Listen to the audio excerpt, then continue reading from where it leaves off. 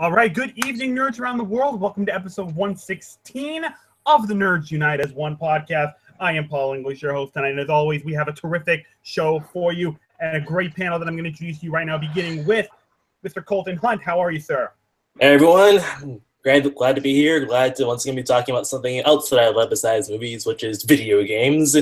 And my favorite game of all time, which you heard me talk about during our top 10 favorite video games, and, well, we're going to talk about it again. That's odd, considering you don't own a single video game console. Well, not anymore, but I did back in the days of my childhood. Boy, do I miss those days. Well, never too late to relive them. Hey, look who's back for a second week in a row. That's got to be some kind of record for a long time. It's Eric Mickelson. How are you, buddy? I'm doing great, Paul. This is a topic I was very excited about. I get to sing the praises of the greatest game of all time, Super Smash Bros. Melee. You showed it on the Eric. He can't contain his excitement. All right. Hey, look who else is back. It's from Geek Salad. It is Mike Ulick. Mike, could you unmute your mic for a moment and say hello?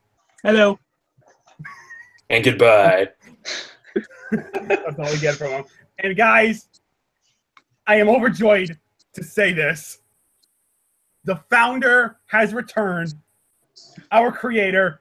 You know how hard it is for him to do it, but he made the effort, and we thank God he did. It is our creator himself, Mr. Caleb Tufts. What is going on, So what's going on, guys? Been going through a lot. I got a lot of issues going on right now. I'm actually in between jobs, so kind of in a financial bind right now. So hoping to get this new job soon. It's kind of bittersweet to be talking about video games because I can't play video games right now because my daughter broke my flat screen. So she broke my $400 TV. So I actually can't play video games right now. But I'm happy to come on here and talk about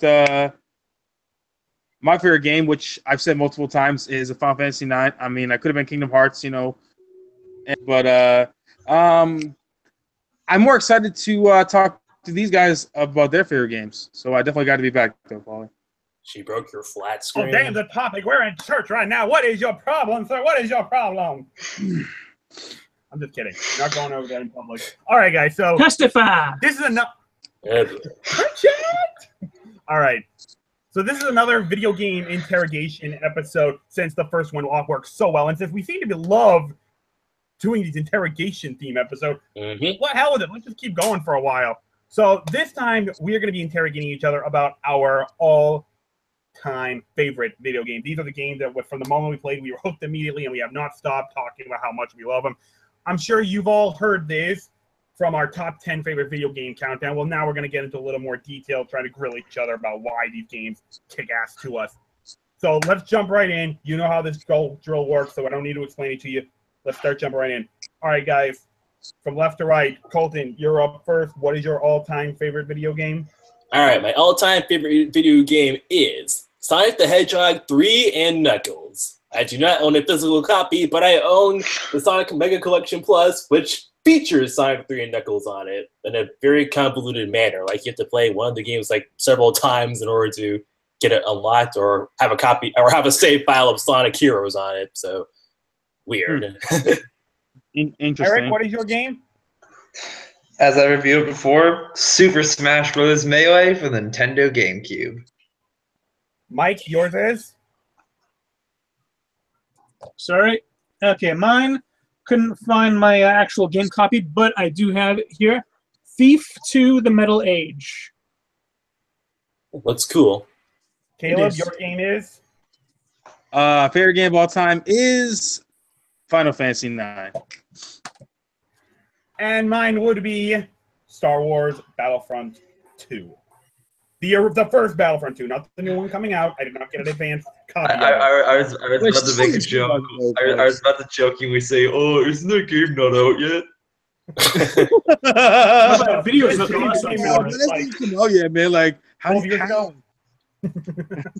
All right. Now that we've set our games, let the grilling begin. Colton, you're up first. Are you prepared for the heat? Yep, bring it on. Eric, you're up first. What is your first question? So I know you were talking a little bit about this before the show, but what exactly got you into Sonic 3 and Knuckles specifically? Like, were you introduced to it, as a child by a friend? Did you just find it later on? All right, what happened was, so when it came to me and Sonic the Hedgehog, I was at first primarily just exposed to it through, let's see here, just the Game Gear games like Sonic 1, Sonic 2, Sonic Triple Trouble, and I could never really, and I only was able to play the Genesis games with friends or whatever. But then one day when I was a teenager or something like that, I think I just happened to come across the Sonic and Knuckles collection, which contains all the video games featuring Knuckles and whatnot, which are Sonic 3 and Knuckles, and lastly Sonic and Knuckles. And so when I started it, I tried playing Sonic 3 and Knuckles, but I could never get through it all. So I just played Sonic 3, beat it, and called it a day. But then when I learned, all the history surrounding Sonic 3 and Knuckles, how it was, Sonic 3 and Knuckles was the actual game as it was intended to be. The whole Sonic 3 and Sonic 3 and Knuckles were split up because they couldn't finish the whole massive scale project in time. And once I learned that, and I got my hands on the Sonic Mega Collection Plus, I unlocked it, and then I decided to see what I could try my look at actually, beating the whole thing, and that's what really got me into it. I love how they really went all out and to make it into an immersive experience, so to speak. It's like one of those times where, somebody actually updating a video game, it doesn't feel like, we're buying the same thing. We're buying we're playing a whole new experience, so to speak. And granted, some things are still the same, but not quite. Okay, very good. Mike, your question is? Yeah, what is it about Sonic and Knuckles that you like the most? Sonic 3 and Knuckles. Yeah. Remember, Sonic and Knuckles is just half the game. But anyway, what I love about it is that it takes concepts that we saw in Sonic 1 and Sonic 2 and I think fully realizes them. Like in the first two games, the game just you hit start, you select one player, and then the game just automatically begins. You have no idea what the story is or what you're doing or anything like that. It's just bam, you just start playing. But so Sonic 3 and Knuckles, however, starts off with we actually get a cutscene. I mean, granted, we still have to read the manual to fully understand what's going on, but I like how it starts off with an intro as to what's going on. And then we get introduced by having the Chaos Emeralds literally knocked out of us by Knuckles, which gave me an extra incentive to want to reclaim them and all that jazz. And then I love how there are actually level transitions throughout the game. Like in the original first two games, at best, I think there were only a couple of levels that actually showed how you got from one place to the next. Whereas in this game, there were transitions for all of them, which I think added to the experience a little because instead now we get to see how we got to the next place. It shows that there's more to the story than just going from one level to the next. And I think my favorite level transition is Sky Sanctuary Zone to the Death Egg, where after Sky Sanctuary Zone collapses, Sonic and Tails, or just Sonic if you're playing by yourself, jump onto a collapsing platform and have to go speeding up it as it collapses underneath them, and then jump onto the Death Egg just as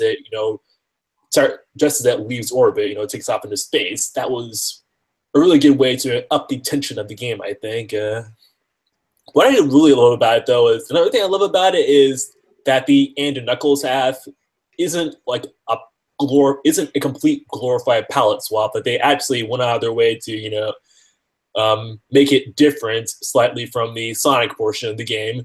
And for example, it takes place after the Sonic portion, and they actually designed the levels to reflect that. Like in Launch Base Zone, that's where we originally encountered the Death Egg, but since the Death Egg has been destroyed, we fight a boss in a different area of the game, and when we get to Sky Sanctuary Zone, the Sky Sanctuary Zone is just a small area now because the entire zone was largely wrecked during the Sonic half, and it's just confined to a single boss fight against Knuckles and Mecha Sonic, I think. Yeah, it's Mecha Sonic. Yeah. Against Sonic, against Knuckles and Mecha Sonic, as opposed to being like the Doomsday Zone all over again like that. It's something that you wouldn't expect a game like this to actually do, because we've seen games like Super Mario World, and that just were switching between Mario and Luigi is, like I said, just a glorified palette swap, and it's pretty much the exact same game. Whereas in this case, they really went all out to make it a different experience, I think. Does that answer your question? Yeah, very much so. Thank you. All right, Caleb, you're up. Oh, perfect. Actually, you know what? My question actually builds off of what you just said, Colin. So you said that the Sonic and the Knuckles play differently, correct? Like, yeah. It's not just like a palette swap. So my question is, which is your favorite character to play as? Sonic, Knuckles, and I put Tails in there, but I know he's not, but I felt the need to. I'll put him in there. So yeah, Tails is more or less a glorified palette swap, minus him being able to fly into certain areas that you might not be able to reach. But then again, Sonic is about speed, so not exactly exploration. Sonic and Knuckles, which one do you prefer and why? I prefer playing as Sonic mainly because, well, I just really love his character.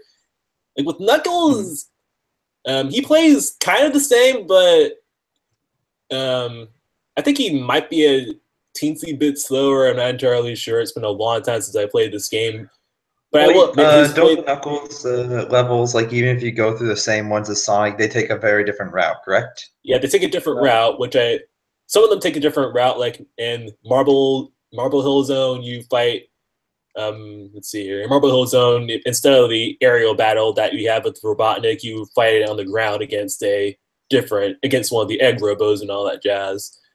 But I like Sonic's playthrough more because there's just more to it. Because since Knuckles, like I said, since Knuckles half comes after Sonic's, that means that some of Knuckles' areas are shortened in some regards. Like I said, the game ends a full zone before ends in Sky Sanctuary on Knuckles' half, whereas after Sky Sanctuary, you go to the Death Egg in Sonic's playthrough.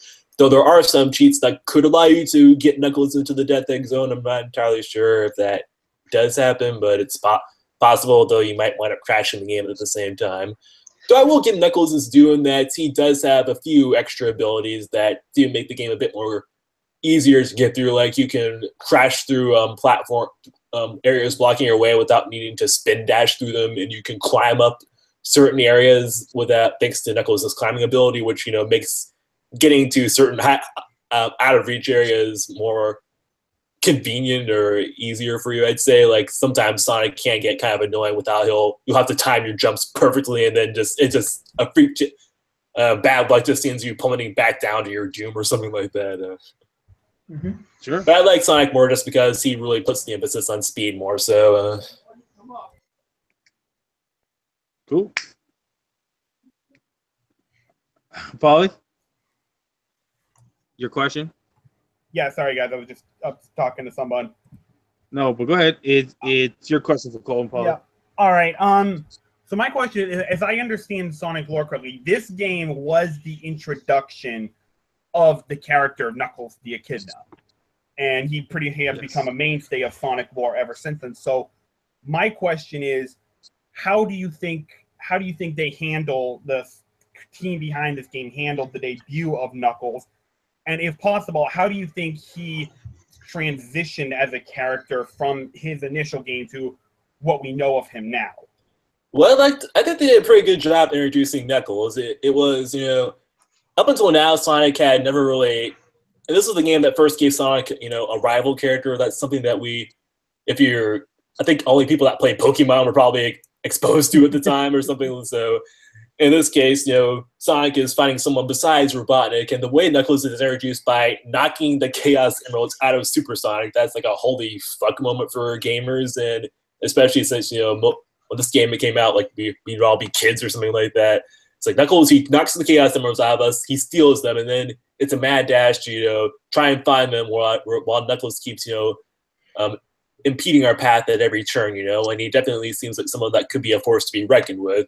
Granted, they majorly dropped the ball in Hidden Palace Zone where we actually fight Knuckles, and he's just basically an anti-climax boss, though it could just be a catharsis factor that because we finally get to beat the shit out of him after all the crap he's put us through. And once Knuckles, realizes what's going on and he decides, okay, I'm with you guys now. He's a character that I will after once he transitions from being an asshole or being being the person that Robotnik tricked into our ally, temporarily at least anyway, because we don't see him that much often after Hidden Palace Zone on the Sonic playthrough. He still felt like a character that I would like to, see more of, which then we got in the Andrew Knuckles half, and it looked like how it seemed like he and Sonic were forming a more friendly rivalry, especially when Sonic rescues him from the collapsing Sky Sanctuary Zone, and then Knuckles gives him a thumbs up while holding the Master Emerald. And the way Knuckles has transitioned since then, I think they've done a good job keeping up his friendly rivalry with Sonic since then. The way he's been utilized in some games, it varies. I thought he was used well in what? More like lighthearted, Colton. Yeah. I kind of feel like when he's introduced, he was a dick. Like he was a jerk. Like he was I remember one where he used dynamite or something, and he like blew Sonic off like a ledge or something. Yeah, that's a boulder onto us. He's kind of more lighthearted and he's joking around and everything. So I kind of feel like they kind of lightened him up. Like what do you think? He's been lightened up, but not at the expense that he doesn't maintain his more badass qualities. Like in any game he appears in, he's always the muscle behind Sonic's team. Like in Sonic Heroes, he was the power character, and Sonic 06, Sonic 06. In Sonic 06, he was he was the heavy hitter and all that jazz. And I like how they kept that aspect of his character up.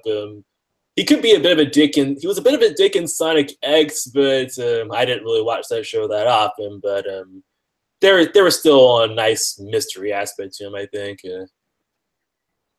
Though I will say, one of my favorite, when it comes to how much of a prick Knuckles was in the original and Sonic 3 and Knuckles, one of my favorite Let's Plays summed it up perfectly. He was like, when he got to the Hidden Palace Zone fight, he said, "How many times has this motherfucker fucked us over? Either by throwing a switch, or blowing a bomb, or stealing our Chaos Emeralds.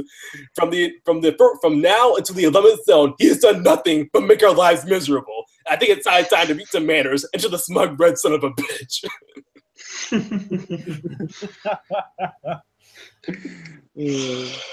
Okay, that answered my question pretty well. Thank you. Mm-hmm. All right, Eric, you're up again. Do you have another question? So, were there any things in the game that you think that you, in some ways, or some parts that you don't necessarily like as much as all the other parts of the game? Like, if there was any improvements you could make to it, like what kinds of things would you do? Well, one thing I think I would have made a little differently was one, I would have made Launch Base Zone a bit more, added more onto Launch Base Zone. I think like it's in the original game, it's in Sonic 3, but when it was just its own thing, it was the end, so it came with its own final boss. Whereas in Sonic 3 and Knuckles, it gets toned down to just being another zone rather than the halfway points. I think it could have served as an interesting, wham episode for players if they weren't expecting the. Well, then again, because it's a 6th zone, so it should be much harder. But after that point, it's kind of real. It's relatively. It's not easy, but it's not hard either. And that kind of translates into the next level, and that translates into like the difficulty curve kind of goes up and down, like because it starts like halfway it's like on the final zone of Sonic 3, but then it goes to the first zone of Sonic and Knuckles. Yeah, like after Carnival Night Zone, which was relatively difficult, especially that damn barrel of doom. Launch Base Zone is relatively easy, and then Mushroom Hill Zone goes right back to. It's basically treated exactly as it was in the original Sonic and Knuckles, which was the first zone, and it takes a couple of zones to ramp the difficulty back up. So that's something I would have done. I would have, since they had the opportunity to make the game the way they wanted to, they should have, and include more features. I'd say they should have upped the difficulty, kept the difficulty curve going up rather than scaling back and then going back up again. And I think I would have also made Doomsday Zone a bit more difficult. After the first time you play it, you might not know what to do, but after a couple of trial and error and all that jazz, you pretty much got the pattern down, and it's a pretty standard final boss, which is it's still fun because it's your reward for getting all the chaos and going through the hell of getting all the chaos emeralds and then having to get them back with the super emerald hunt. But afterwards, I thought that it could have made it more challenging because again, this was at the time the climax of Sonic's entire story arc. Yeah, as long as it's not as hard as Metropolis Zone from Sonic 2. Yeah, boy. All right, very good. Mike, you have another question? Yeah. I want to know what your opinion was of like those 3D spots where you have to go to get the Chaos Emeralds, because I freaking hated those. Oh, I despise those. I never loved getting the Chaos Emeralds. Was always miserable having to claim the Chaos Emeralds and no matter what the game is. But I think this was definitely the hardest because it's either this or Sonic 1 that's the hardest. I'd probably say this is the hardest with Sonic, then Sonic 1, then Sonic 2. And what my biggest issue with it is the fact that first things first, getting the Chaos Emeralds was hard because I had no idea where the special stages were from the second zone. After the second zone, I had no idea where to search for the Chaos Emeralds. So for me, if I didn't get all the Chaos Emeralds in the first two zones, I was pretty much fucked.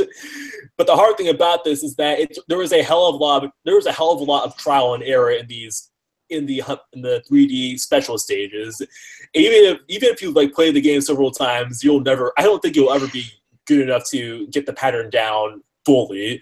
So having to constantly keep going back and dealing with the fact that the longer it takes you to beat the stage, the faster it gets is just very nerve-wracking. I think the only reason I was even able to beat it was because, well, when I did the Sonic and Knuckles collection, I just went through hell and back regarding trial and error. But when I got the second Sonic Mega Collection Plus, I just kept saving it to serve every special stage. So if I lost, I could just go back and try again immediately. Good call. Good call. All right, Caleb, I believe you're up next. Do you have another question for Colton? I sure do. Okay, Colton, sir, my next question is... God, I can't read this. I'm sorry. I didn't write this. I'm sorry. Do you think that Robotnik was a good villain in this game? And is he your favorite villain from Sonic? I know he's the main villain, Colton, but there's Shadow, Metal Sonic, blah, blah, blah. So... I'd say he's might be at his best in this game, at least in the original series. Like in the first two games, he had his moments, but he never really pulled one over on our heroes. Whereas in this game, I liked how he, straight up, tricked Knuckles somehow. I'm not entirely sure how, into believing that Sonic was his enemy, and thus Knuckles helped him out, making Sonic's and Tails' journey all the more miserable. While he then managed to eventually swoop into the Hidden Palace Zone, steal the Master Emerald right in front of Knuckles, and then when Knuckles tries to steal it back, Robotnik just electrocutes him and takes off into the Death Egg. And he gets better with his... And in this game, he has probably his greatest invention yet, which is his giant mecha, which he uses in the finale of the Doomsday... No, not the Doomsday Zone, the Death Egg Zone. I'm like, holy fuck. Granted, it's kind of easy if you can get the pattern down, but it was still quite a shock to see at the time when I finally made it to that stage. As for if he's my favorite villain, Robotnik varies. Like all the game, he's been probably one of the most inconsistent characters throughout the series. Where sometimes he's kind of just the comedic foil, just someone that we can easily beat. Other times he's treated as a legitimate threat. I'd say he was probably at his best maybe. I'd say the main Sonic series from Genesis and Knuckles was Sonic 3 and Knuckles was his best, and maybe in the 3D era his best performance was probably in Sonic Colors. As for the other villains, there's not really a whole lot to say about them. Mecha Sonic or Metal Sonic and Sonic Heroes, he was kind of your generic creation gone horribly wrong, and then Chaos, he's an evil villain. He was a corrupted god, and then there was Dark Gaia, same Eldritch Abomination. It's like why I asked one is because it's funny because my favorite Sonic game is Sonic Adventure 2 Battle. And he's not the main villain in that, he's not the final boss. Yeah, so the Bio Lizard. That's why I was just wondering. So I can say But yeah, if also for the fact that so many of the final bosses were Eldritch Vomit or experiments gone horribly wrong or rogue gods, I'd say that maybe Robotnik would have some competition. And Shadow came close, but then he becomes good. So much like Knuckles, I would say that Knuckles would probably make something more of a more intimidating villain, I guess, because Robotnik's a fat bald scientist, and Knuckles is. And Knuckles is a stoic, badass-looking Echidna that can literally punch the Chaos Emeralds out of Supersonic. I don't know if you ever saw the 90s cartoon, the second one. You know how intimidating he can be. Oh, yeah. Sonic SatAM, definitely. And in the comic books, he's also a pretty intimidating character. Rip Archie Comics Sonic. right. All right. Colton, you actually gave me my next question. Something you said earlier that Sonic 3 and Knuckles was supposed to be the final tale of Sonic's story arc. Could you elaborate on that a little bit? I felt like so Sonic 2, it starts off with the battle against Robotnik trying to stop his Death Egg, which we believe we succeeded at, and only to find out that in Sonic 3 the Death Egg is still around. So Sonic then has to take out the Death Egg once more, and he thinks he succeeds at the end of Sonic 3, only it's been postponed, only the Death Egg has survived once again, and then Sonic and Knuckles is the conclusion of the Death Egg saga. So the Sonic 3 and Knuckles, the way I see it is, it's a giant combination. It's basically the Death Egg saga is parts 1 and 2 combined into one. And given the scale of the Death Egg saga, I think that's why I consider it to be, Sonic's final defining moment, so to speak. Because after this game, this is the last time where there's any direct continuity, I think, in it. There wasn't any like direct follow-up to Sonic 3 and Knuckles afterwards until Sonic 4 years later. After that, the games could just be about any story the characters wanted, so to speak, with some continuity here or there every now and then. But what the characters never actually do mention, what went down with the Death Egg saga and all that jazz, which is why I sort of feel like it's the ending of the Genesis era, so to speak. Had they made another Sonic game in the Genesis era following Sonic 3 and Knuckles, I'd say that Sonic 3 and Knuckles was just another tale in Sonic's story. But since Sonic 3 and Knuckles was effectively, like I said, the end of the Death Egg Genesis era, I'd say that was why I believe it's the defining chapter of Sonic's story. Oh, okay. That makes sense. And it comes with a very long ending credit sequence after Sonic saved the day. Like I said, there's a lot of cutscenes, a lot of action and drama. Robotnik comes very close to succeeding in his plans for the very first time, and it takes us until the 11th hour to defeat him, and we get to be Supersonic in the final battle against Robotnik. It has all the hallmarks of a closing chapter. Okay, that makes sense. Very good. All right, Eric, do you have another question?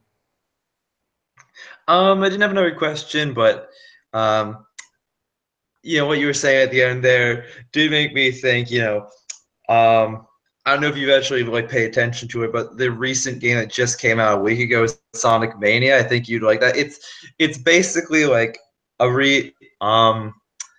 basically the mechanics of Sonic 3 and Knuckles improved with that with visuals. It still looks like the old Genesis style graphics, and it actually does, in the storyline of it, pretty much act as a direct follow-up to Sonic 3 and Knuckles, which is actually pretty cool. Really? Oh, they ever get it? Mm-hmm. It's only $20, and you can get it on PC as well. Although that's coming in another week and a half, sadly. Thanks, Eric. All right. Mike, do you have another question? Not really. What did you think of the soundtrack of it? Because I know supposedly Michael Jackson helped out with the soundtrack for it. Supposedly, I don't know if he did or not, but if he did, then it shows, because I really love the soundtrack for this game. Granted, I think the and Knuckles game, when the game was released for Sonic and Knuckles, it has a different soundtrack for the Sonic 3 side, and I think it's actually cooler there. But regardless, it's awesome. I think my favorite track is the track for the Flying Battery Zone. It's like pretty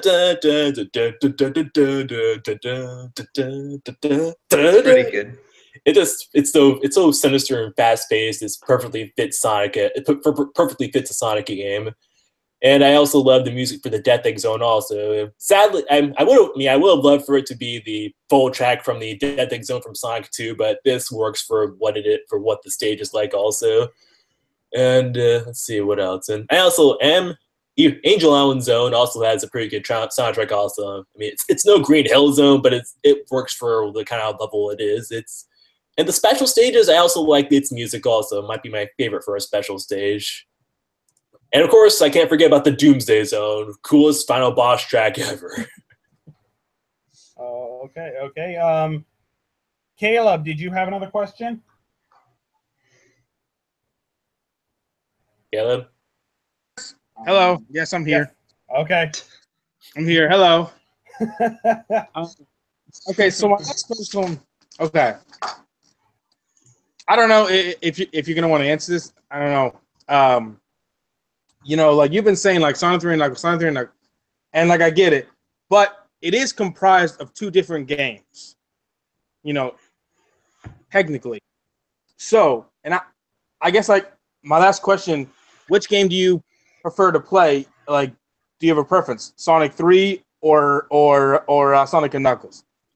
If I had to I know you get, but if you had to separate them. If I had to choose, I think I'd go with Sonic 3.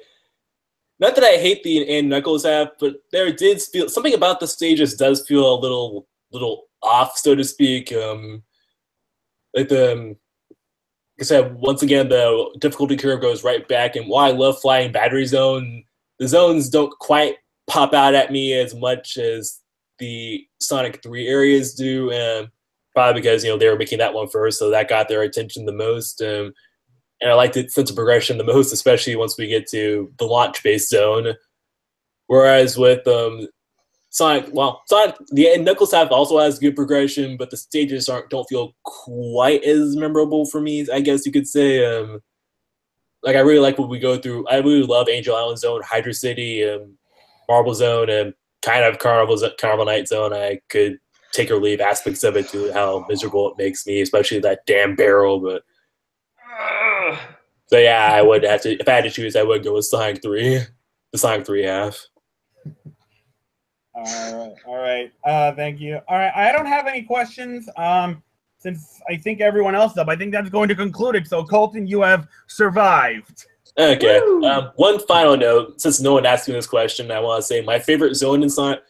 Despite what I just said about referring to Knuckles, referring to Sonic 3 half, my favorite level in the games is actually Flying Battery Zone. Like I said, I love the soundtrack to it, and it's just perfectly. It's a very good pacing. I like how it takes place in the air, and it just really feels like it's a very fast level without going too quickly. I guess you could say that there's a bit of exploration to it, and you have to be careful with the time your jumps really well, otherwise you're gonna go plummeting to your death and everything like that. It's pretty well handled, I think I'd say.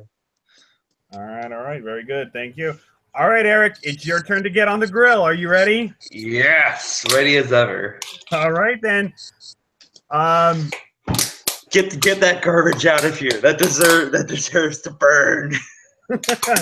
Yeah, I gotta agree. Yeah, get that garbage out of here, Mike. All right, Colton, you're up first. What is your first question? All right. My first question is a simple one. Who is your favorite character to play with in Super Smash Bros. Melee? It's actually one of the first unlockable characters to get, Dr. Mario. I'm very much a kind of player that I like to play very defensively, with good options for. I'm gonna use some fighting game terms. I'll try and simplify it as much as I can. Basically, I like to play the game of, rather than me being the aggressor all the time or the one who puts up like a big shield wall the entire time, I kind of like to be in the middle, have lots of tools to deal with every kind of situation. And Dr. Mario is pretty much that. He's pretty much Mario, but better in almost every single way. And he's actually a pretty strong and pretty good character in the game. Yeah, I've heard that. Like, I've heard some people say that his suit or his doctor's outfit does more damage than Mario's cape, and that his power pills are stronger than Mario's fireballs or something like that. Yeah, in short, like the main difference is like there's like one move of Mario's that does longer reach, which is forward smash, and then his cape helps him recover a bit better. But outside of, and the intention is that Dr. Mario is supposed to be like the slower, more powerful version of Mario. Mario is like the faster, but slightly less powerful. The problem is Dr. Mario isn't any slower or worse at recovering than Mario, and he just does more damage and knockback on every single hit. And one of the moves that he has, its properties are changed so that instead of being a really unreliable combo move, it's actually one of the best kill moves in the game. Cool. All right. Mike, what is your question? Favorite stage? Sorry about that. Favorite stage? Yes. This is actually going to be sound super boring, and this was actually my favorite from before I was taking the game a lot more competitively. But it's actually Battlefield, which is kind of that just standard triple platform stage and a big space environment. I don't know. I've always just loved the music. The layout is super nice and clean. It's really good for 1v1s and up to 4 players as well. It's perfect size, in my opinion. It's honestly just like the most well-balanced stage in terms of providing everything you want. Yeah, looks pretty cool too. So. Oh yeah, it's a nice looking stage. Caleb, do you have a question for Eric?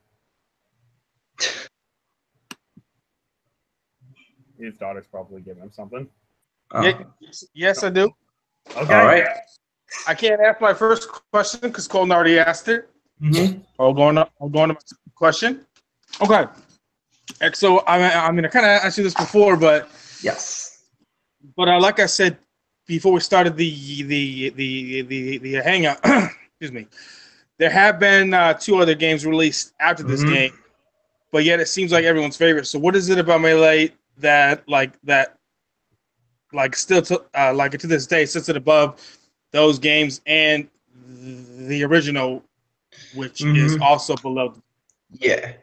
Mainly the things that bump up above the newer ones for most people is that the competitive community, like people like myself who take the game a lot more seriously, who compete in tournaments for the game, it just is a lot more rewarding of a game because in the newer ones they take away some things like you can they change the properties of the game, like when you air dodge no longer sends you in a direction, you're just kind of floating there where you're invincible for a little bit, or they make it so that some of the ways we canceled some of the ending lag of our moves it took away some of those aspects. So some of the potential of the characters got reduced.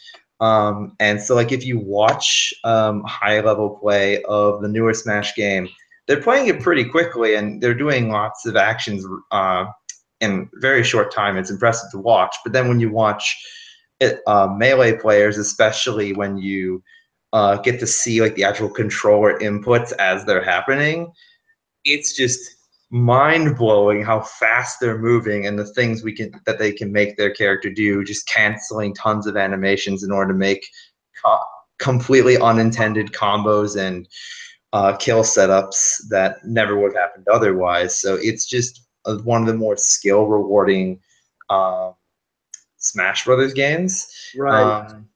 And the reason go ahead, sorry. No. I was gonna put something in there. Yeah. I feel like with the game that, you know, because like a game that like I'm competitive on the competitive scene is a Madden, and with this last one, I'm gonna use a phrase that a lot of us competitive players use. They kind of made the game more like a bum friendly. If that makes sense. And I feel like going from Melee, especially on the competitive scene, going to Brawl, I kind of played it a little competitive, and it felt like it was more bum friendly. Like they made it so it was easier for someone that wasn't really good at the game. Yeah, so I feel like were good at the game. You know what I'm saying? If that makes sense. Like, can you like explain that to me? You know what I'm saying? Yeah, no, that's actually what I was about to get into. The reason I was, when Mike showed the copy of Brawl, I'm like, yes, is because it's kind of the epitome of that's bun friendliness for Melee players. Is when that game was actually being made, they actually purposely took out a lot of this stuff in Melee because they saw like how much of a skill gap there was being, and they want to add elements of, they want to reduce the potential for characters, they want to add more randomness with things like tripping, they made more wacky stage mechanics, and it did make it more bum friendly. And I think honestly that's entirely the reason that the community stuck to Melee. Now, the newest Smash game, Smash 4, has had a lot more of a focus on the competitive scene. Like, they realize there's a market there, and that, hey, tournaments are free advertising. And so they've actually, been making it the potential of the characters a lot better, making it a lot, making it, it's still, all the games are easy and fun for a casual to get into, but if you want to take it to a higher level, they're making it so that there is more there. It's just they haven't, they're not quite going in the direction of Melee, just because it is really intense how competitive this game can get, and I don't think they're quite really ready or wanting to go back to that. Yeah, no, I mean, like, I love Brawl. Like, I'm trying to hate on Brawl. Like, it's still a great game to play. The adventure mode is like kick ass. No, there's a lot. No, yeah, I love it to death, but it's just like, the actions, the like a fast pacedness is definitely slowed down. Yeah. Honestly, a quick thing about Brawl before we move on. There is a big overhaul mod called Project M that was discontinued recently just because they were afraid of Nintendo taking action against them. But basically, it's rebalances and redesigns all the characters in the game and the game mechanics to basically play more like Melee. It's like the spiritual successor of it, but it has all the content of Brawl. And after playing that and looking back on it, honestly, if I look just at the content, I personally feel like if all the Smash games had the same mechanics and way to play, Brawl is the superior game. But Melee is the only game that can provide that level of intensity and mechanics to all of their characters. So it puts it far and away above the rest for me. Okay. Very good discussion there. All right. My question is pretty simple. When it comes to player one mode, classic mode or adventure mode, what do you prefer? Honestly, I prefer adventure mode, and I have since I was a kid. It's it's just the creativity they had. Like, they didn't quite have good stage transitions or reasoning to go from Big Blue to Pokemon Stadium, or I think it was vice versa. They didn't really have reasonings behind a lot of that, but it was fun. It was a way that they could kind of tie all the characters together, and it was just a neat little mode. Only gripe I have with the single player modes though is that in the multiplayer mode, you can use like the yellow C stick to do either smash attacks without having to charge, or to do aerials without having to say press down and A. You can just press down the C stick. That doesn't work in single player mode because that C stick functions the camera control. So I basically have to relearn how to play the game when I'm doing single player.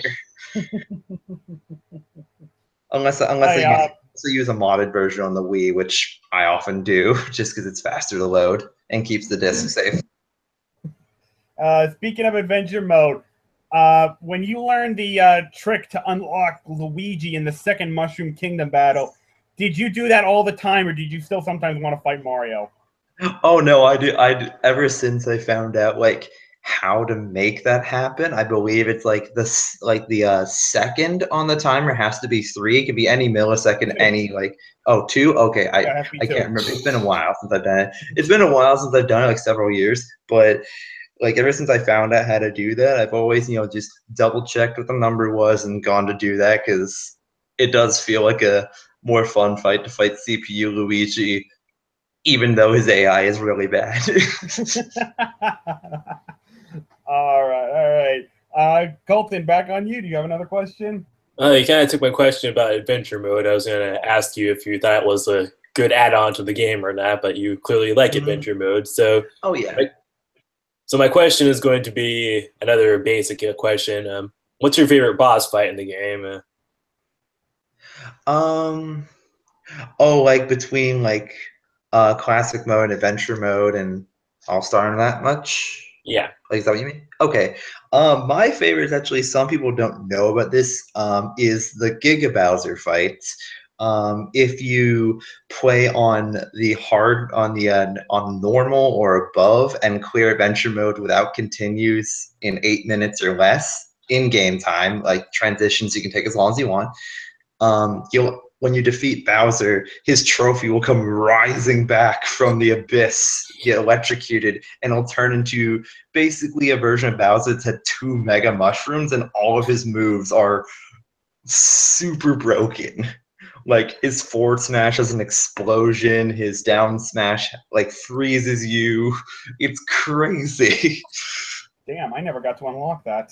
Wow. Oh yeah. Sounds intense. Oh yeah, he was brought back in Brawl and in Smash 4 as Bowser's final smash. They changed him a little bit because in those you don't take any knockback. Whereas obviously you need to defeat Giga Bowser back in the day when he was just an NPC, when he was a non-playable character. So you had to be able to knock him off stage. Cool. Would you say he's harder than Master Hand? I would say he's harder.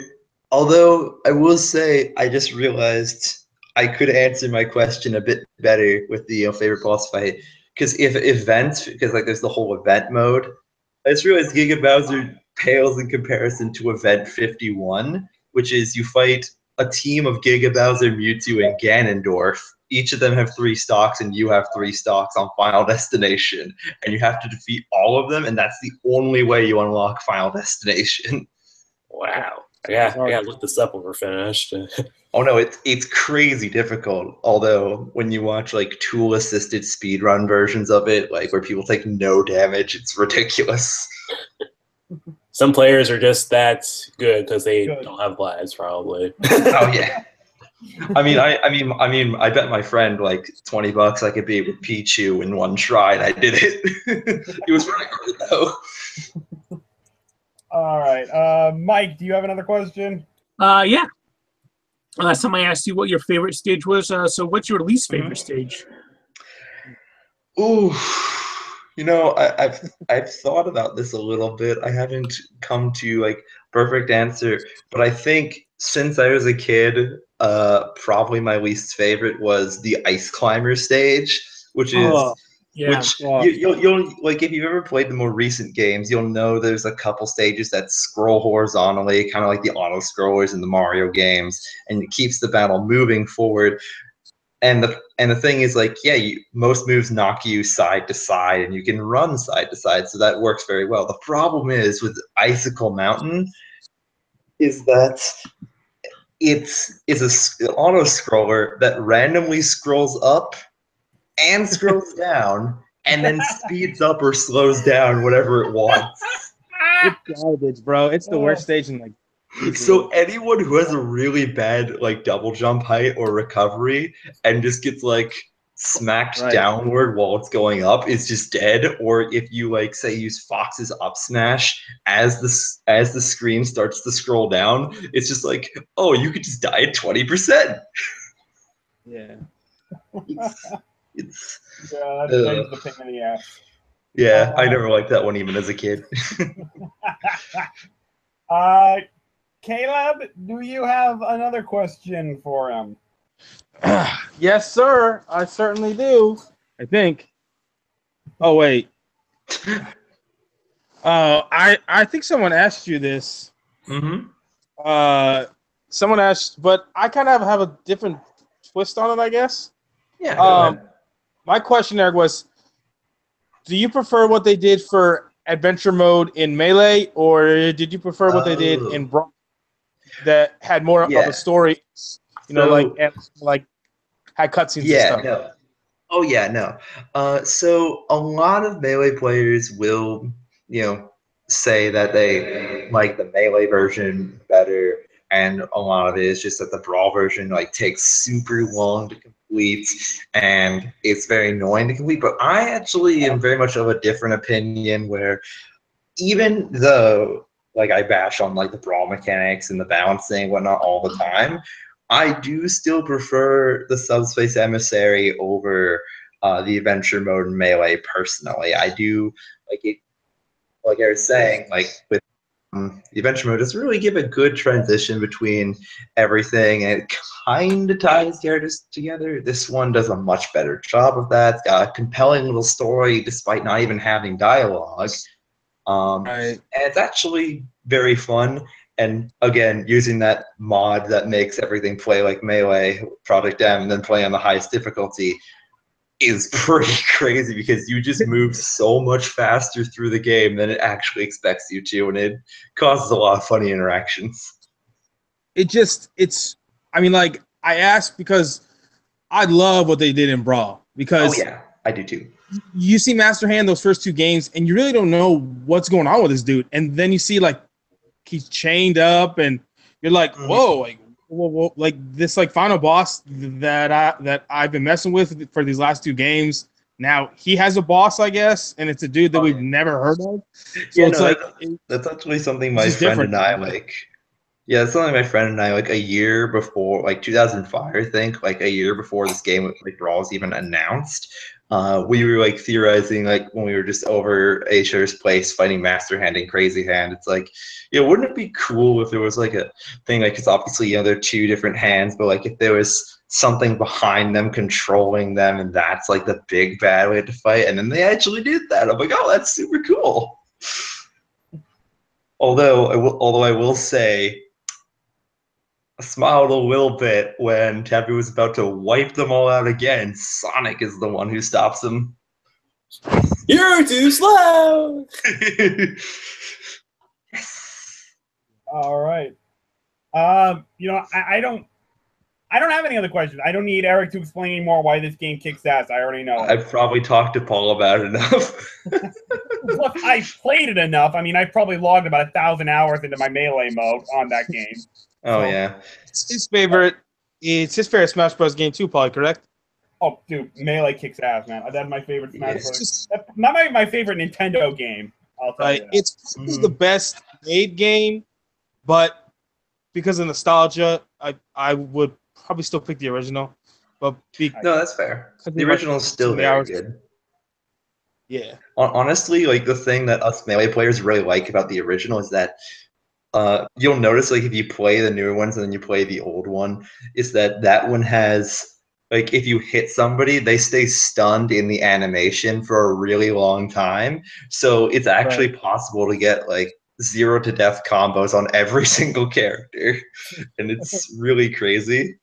But I mean, like I said, I'm going to a tournament this coming weekend, and they have Smash 64 there. I'm probably going to see some of the craziness. Good luck to you. Oh yeah.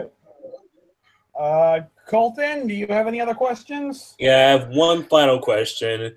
So I was just reading about this as we were talking. So in order to unlock Mewtwo, it takes like what, 20 hours of versus playthroughs or something like that? Okay, all right. Yeah, so what it is like, collectively between all human players who've played, you have to have 20 logged hours, and then the next, after that match is, like, the last match is finished, you'll fight Mewtwo. So either you could just be fighting CPUs for 20 hours in game time, or if you have 4 players playing at all times, then you just need 5 hours from each of those players collectively. Wow. Or well, that was going to insane. be, well, we'll come back to that in a second, but Yeah. Going off those like ridiculous conditions, that was my real question was going to be, what's your favorite method of having to unlock a character? Probably it's actually unlocking Falco. I know there's like some way to get him in the adventure mode, and you can unlock him that way, but I never actually bothered to look it up or figure that out. The main way you unlock him is just by beating the 100-man Melee challenge. You have all the wireframes, like 100 of those. Because when I was a kid, that was actually super hard. And what was it? His Down down B B. Donkey Kong. Yeah, his down B. Yeah, Yeah, that's all I did. Yeah, I actually did with Mario back in the day, and then I was like, wait, whoa, there's another character, and I'm like, oh, this is like the Dr. Mario for Fox, because it was Falco. He's very similar to Fox. Of course, nowadays I'd go back and look what I said there. I'm like, oh no, what are you talking about? But no, I've always liked that method of unlock. It was it was like not a very grindy thing, but had a very cool specific challenge behind it. Okay, cool. All right, Mike, do you have another question?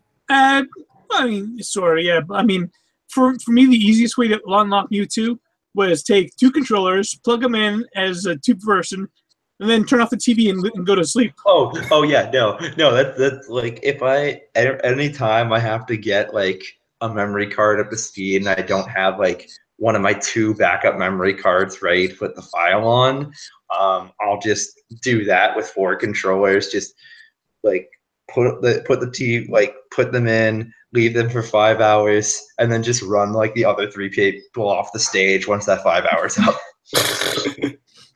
But no, my actual question, one last one. When you're playing the game, is there any one player that just a regular player, not a boss fight, but a regular player that as you're fighting against them, you always have trouble? Like they pull off one move that just always bugs you and it always hits you just right. There's a couple. I know that like Dr. Mario's worst matchup is Marth, like the blue cape swordsman. Yeah. He's always really hard to just get through, just like because he's got like just walls of defenses with his sword. And Dr. Mario's biggest weakness is his lack of range, because it's Mario. His limbs are kind of tiny, but I do think probably the one that gives me the most trouble, just personally, like I know it's not that bad a matchup for him, but I have a personal problem with him, is Falco. Just because the moves he has, it's like if you can get a hit on him and you know how to combo him, he's pretty much dead. But at the same time, he's also that volatile to you, so he can just land a down air or his laser, all of which have very long stun times on them, and basically make it that you just get hit once, you're taking like 50% or just dying at 0. Plus, he's one of the fastest. He's one of the fastest in the game too. Oh yeah, no, he's pretty good. Like on the ground, he's not super fast, but because of some of like the technical things that you can use to cancel animations, like the wave dash, he shares a lot of those similarities. So even though he's meant to kind of be slower and be more played vertically, Fox is actually the one who plays vertically just because he has a lot more kill power at the top, and Falco is the one who just kind of combos you up and down, and then just hits you really hard to the side of the stage. So it's the sort of thing that all his combo moves also work really well as like basically ways to stuff your approaches against him. So you have to be very careful when you approach him. All right, cool, thanks. Caleb, I don't suppose you have another question for Eric, do you? Him and Philip.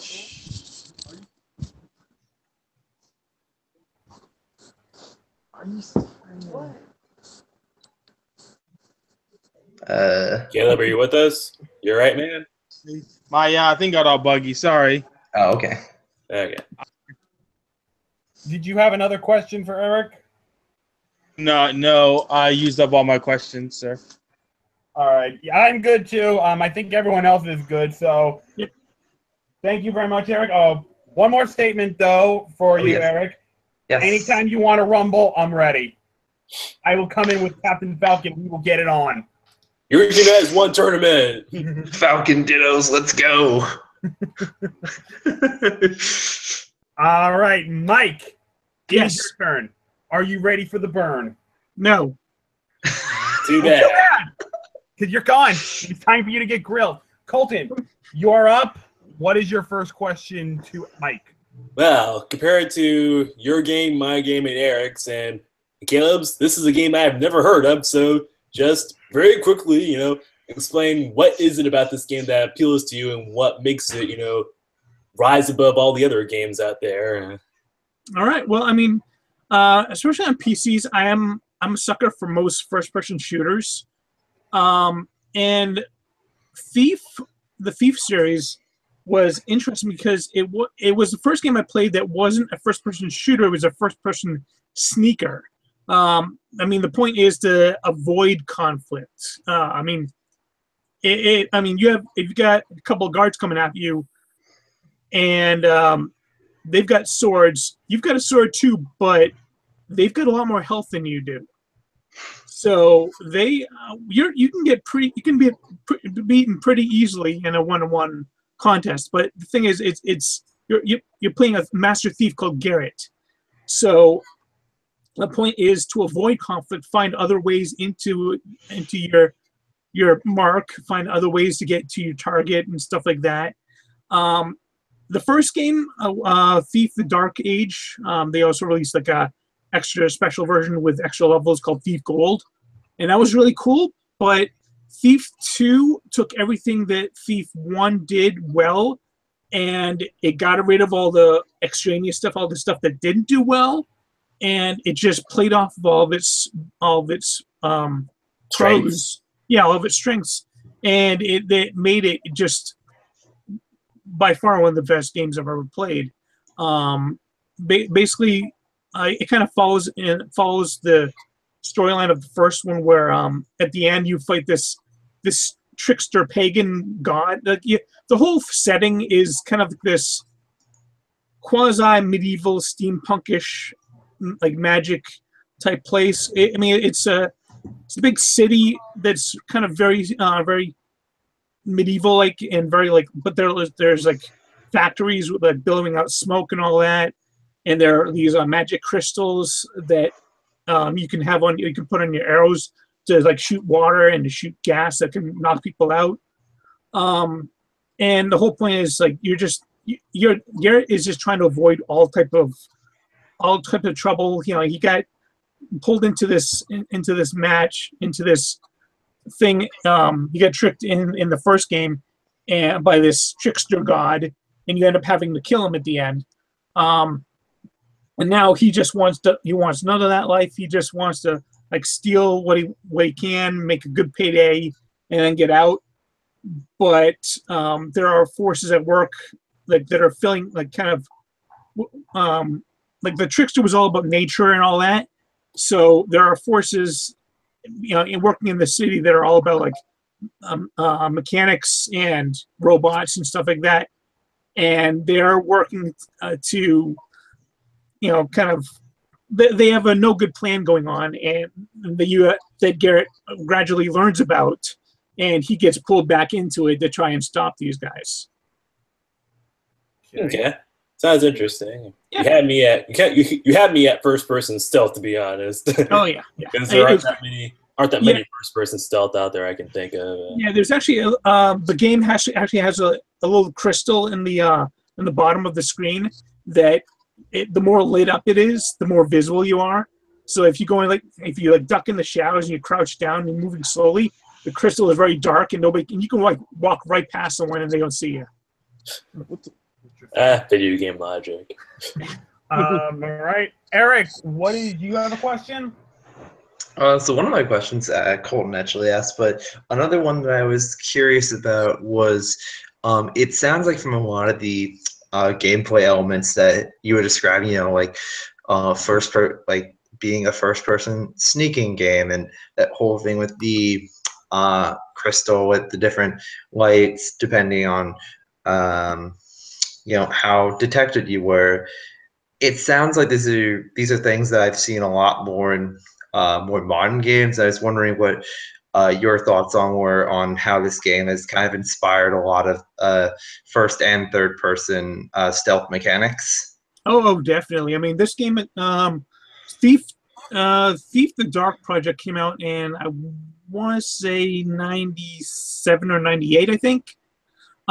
Thief 2 came out in 2000. And, I mean, at that time, most first-person shooters were just that. I mean, you basically find the biggest guns, find the most ammo, and just trying to kill everybody, you see. This was one of the first ones that actually, no, you don't get into a fight. Try to avoid a fight. Try to find a different path.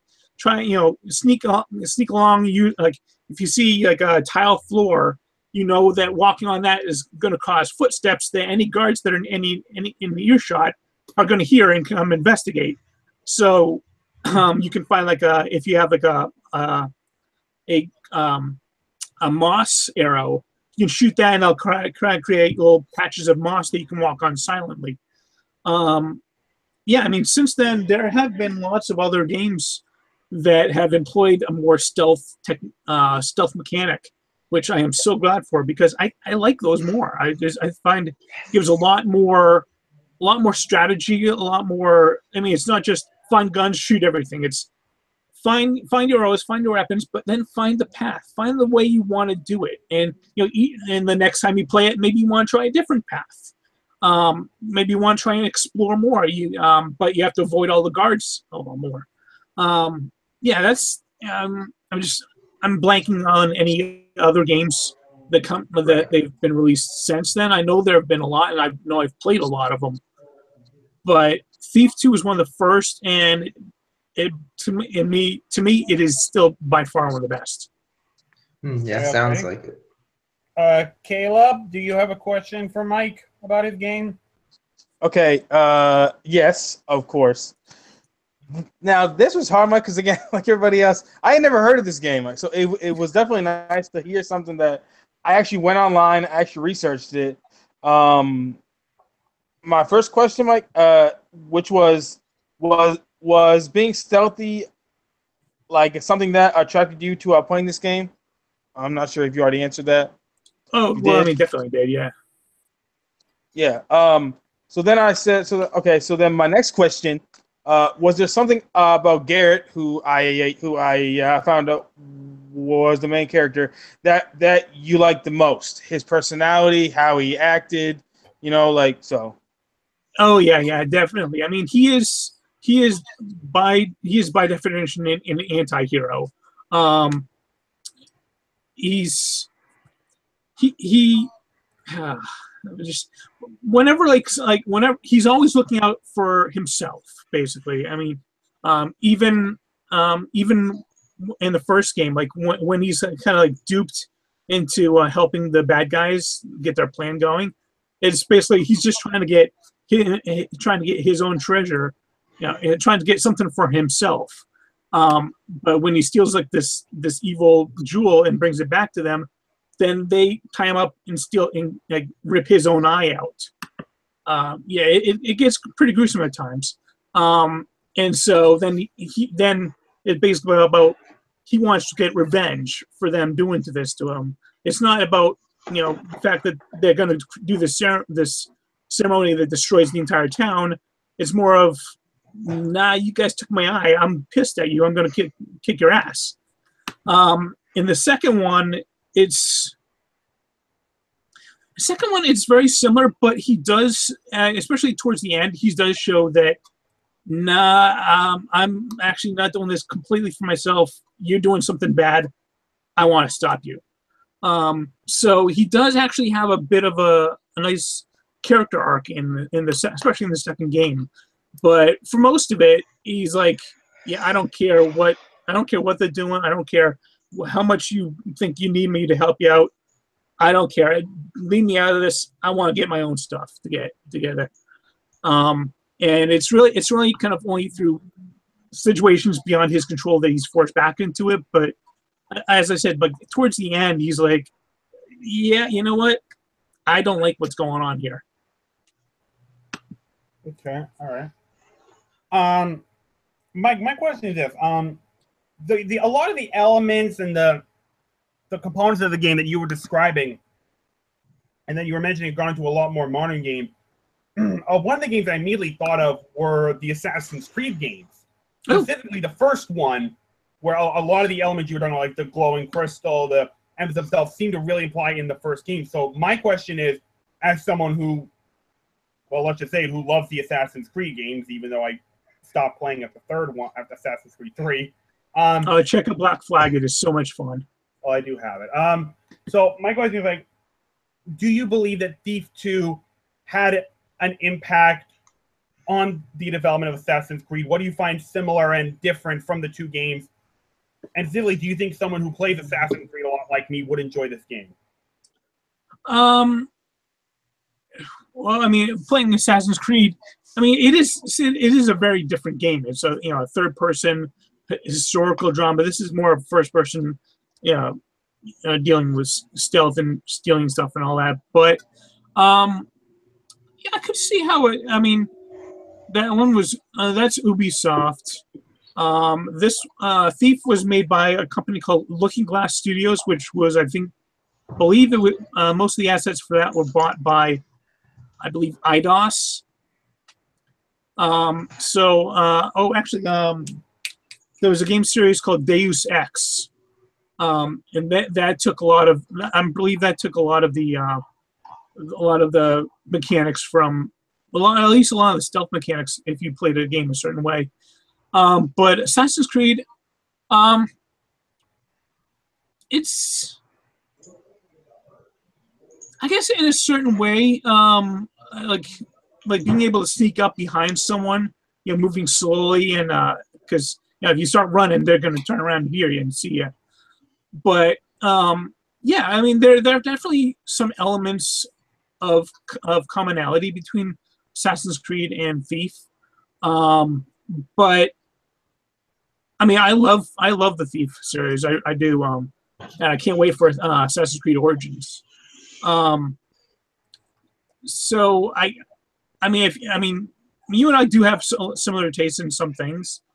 So I think you would enjoy the Thief games if you like first person shooters. Then but if you like first person shooters, but also like Assassin's Creed, and like a kind of like a combination of the two, then I think Thief would definitely be a good match for you. Well, if you're implying like first-person shooters like Call of Duty or Battlefield, I would say no. I've never played those games. I can't stand those games. But if you're talking about like a first-person shooter similar to Fallout 4, where there's a heavy story emphasis, then maybe. Actually, you know what? Fallout 4 is probably a lot more similar to Thief than Assassin's Creed, because there is that emphasis on, like, if you wanted to, you could play the game much more stealthy. Like, you can find like those little like underground passages. They'll take you under the bad guys, then you can snipe them from distance. See, that's much more similar to the Thief 2 elements. Okay, interesting. All right, thank you. That was helpful. Cool. Colton, did you have another question? Yeah. This is a bit of a two-part question. It'll kind of depend on your answer to the first part, but okay, so you liked how Thief was, put emphasis on stealth over, direct confrontations. But so my first part of my question is there any point in the game where they kind of just, say fuck stealth and it's time to just get down and dirty? In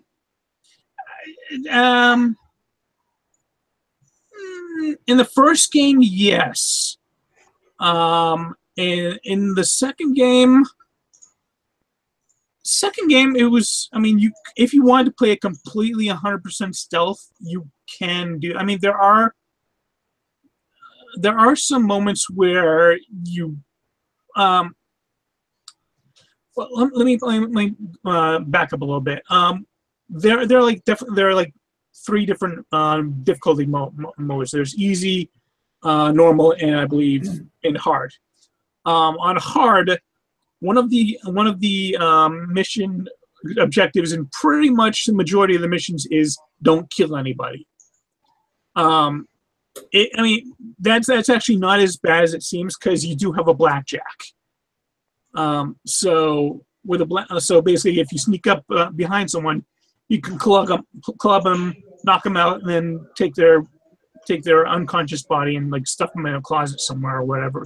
Or just lay them in the shadows where nobody will see them. So I mean, there are a few levels where you can just go around, club all the guards, and then you have free reign of the entire building. Especially in like the first couple levels.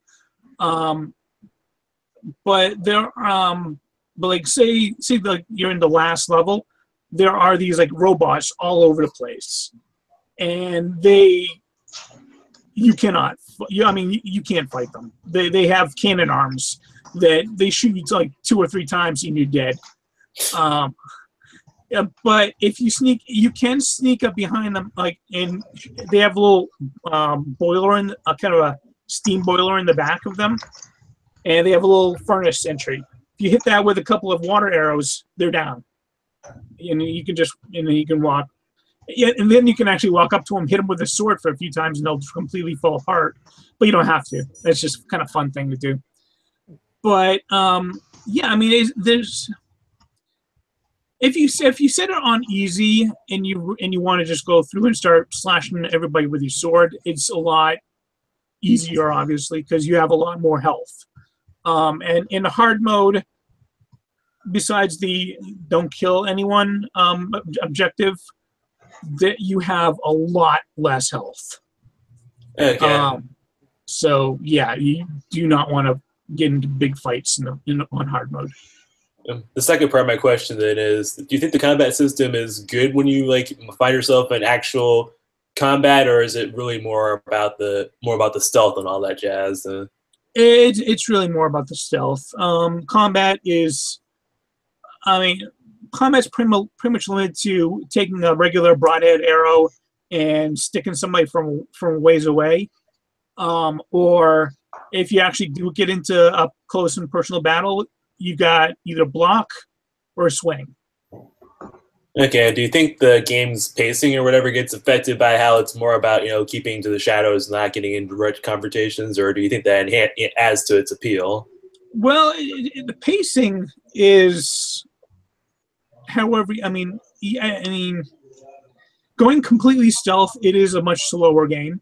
I mean, the first level is not that hard or complicated, and if you know, like I've played it dozens of times, so I know that pretty much where to go, what to do, and all that. And it still can take me usually about an hour,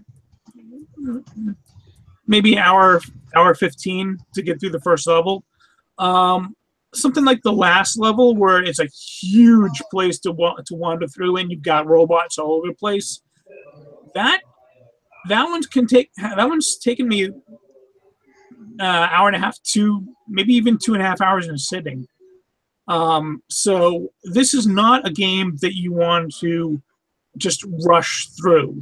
You want to take your time. You want to like look up, find the maps.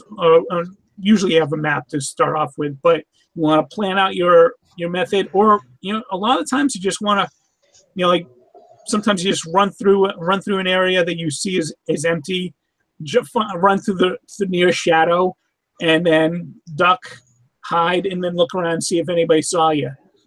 So a lot of times you have to play it by the seat of the pants, because you don't know if there's a guard wandering nearby.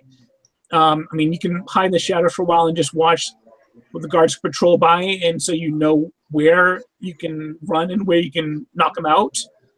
But sometimes, like there have been more than a few times where I've run up, I've knocked out a guard there. I was like, all right, cool, I'm open. And then as I'm picking them up and walking over to find a shadow to drop them in, suddenly 2 more guards that come around the corner. I was like, hey, what are you doing? I was like, oh, crap, reload. Because, yeah, I ain't getting out of that one. Okay, interesting. All right, Eric, do you have another question? Yes. So I know you were saying you're a big fan of Thief 1 and 2. Did you ever get to play the 2014 reboot? And if you did, what were your thoughts on that? I did. That one, I liked it a lot. It basically took a lot of the mechanics from the original Thief games, and it just kind of like enhanced, obviously. The graphics and the gameplay was much more complex. I've actually yet to beat it because there was one level that I started playing through, and then something happened in it that made me jump. It actually like freaked me out so much that I quit it, and then I just never really went back to it. I've got it installed on my computer though. I should get back to it, but No, it takes place in this insane asylum, this abandoned insane asylum. But as you those are always perfect settings. Oh yeah, yeah. As you're walking through, like you hear things every now and then, but there's nothing. There's never anything around. And then there's one part where you go into like this, like it's almost a cafeteria, and you go into this stage.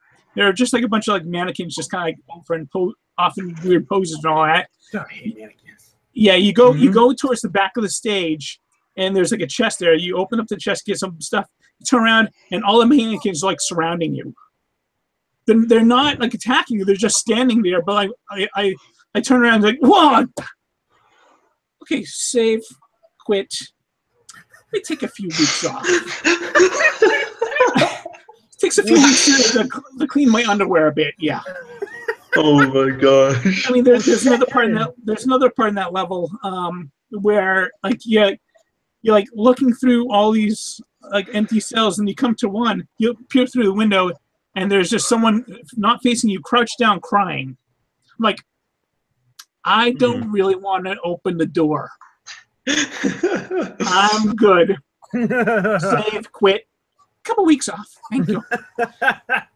But no, I mean, it is a very fun game. Up to that level, it was everything that I loved about the Thief series. So, yeah, I may have to go back and revisit that game. I want to get through it because, I mean, it's kind of a quasi reboot, but there are elements that feel like they're a sequel to the old ones. So, I mean, especially if you've played through the end of Thief 3, he seems to get like kind of a protege and a young girl, and then the new Thief game, you start off on a mission with a young woman accompanying you.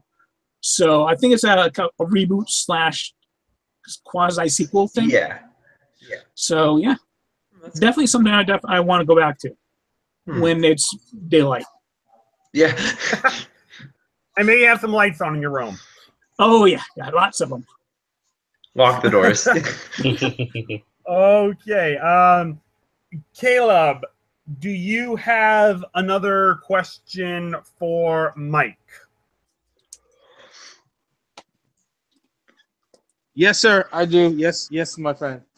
Okay. So like I said, Mike, I didn't really know much about this game. As I was reading up on it, was there like a mystery in this game? Like that you had to like unravel and like figure out like through the game? Well, I mean, it is a very linear story, but you pick it's very similar to another game that was released around this time called System Shock 2, which was even freakier than this one, believe me. But there is kind of a mystery behind the scenes that if you like as you go through the different levels, you can find like different books or notepads wherever laying around at different desks and tables and all that, and you can read those, and they give you kind of information about like going on in the background, you find out that in the second level that this character named Sheriff Truart is really gunning for you, and you have no idea why. I mean, he's gunning for all thieves, but he seems to be aiming at you particularly. And yeah, there's kind of a mystery about why. I mean, if you don't read up on why he's doing that, the game still continues as is. But it's nice to kind of inform on the backstory. Yeah, because because my question was like it was just like was the story like obvious where it was going, or did it like keep you guessing like as you were going through? I think probably around the third mission. No, actually, midway through the second mission, you kind of get an idea of where the whole thing is leading, but the entire scope of the main villain's plans that really doesn't get. I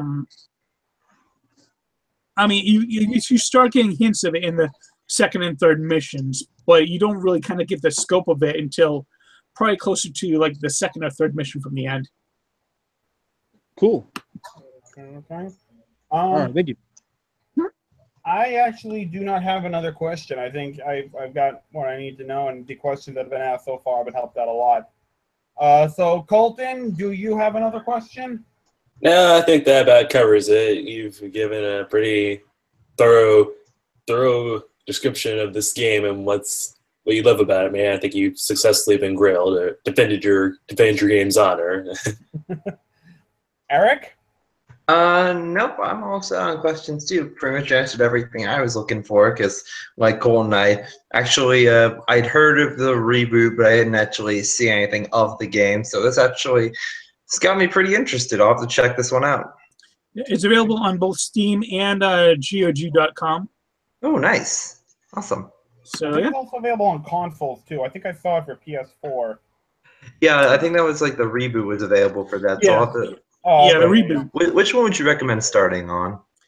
Well, I mean, if you really want to know the full story, start with Thief Dark Project. But the issue I had, the biggest issue I had with the Dark Project was that there are quite a few levels where basically you're dropped into a situation where you're surrounded by zombies, and these are like the slow, like lumbering zombies, but you can't walk up and blackjack them. I mean, if you hit them with your sword a couple of times, they'll fall down. But if you come back to them, they can like come back to life and start attacking you again.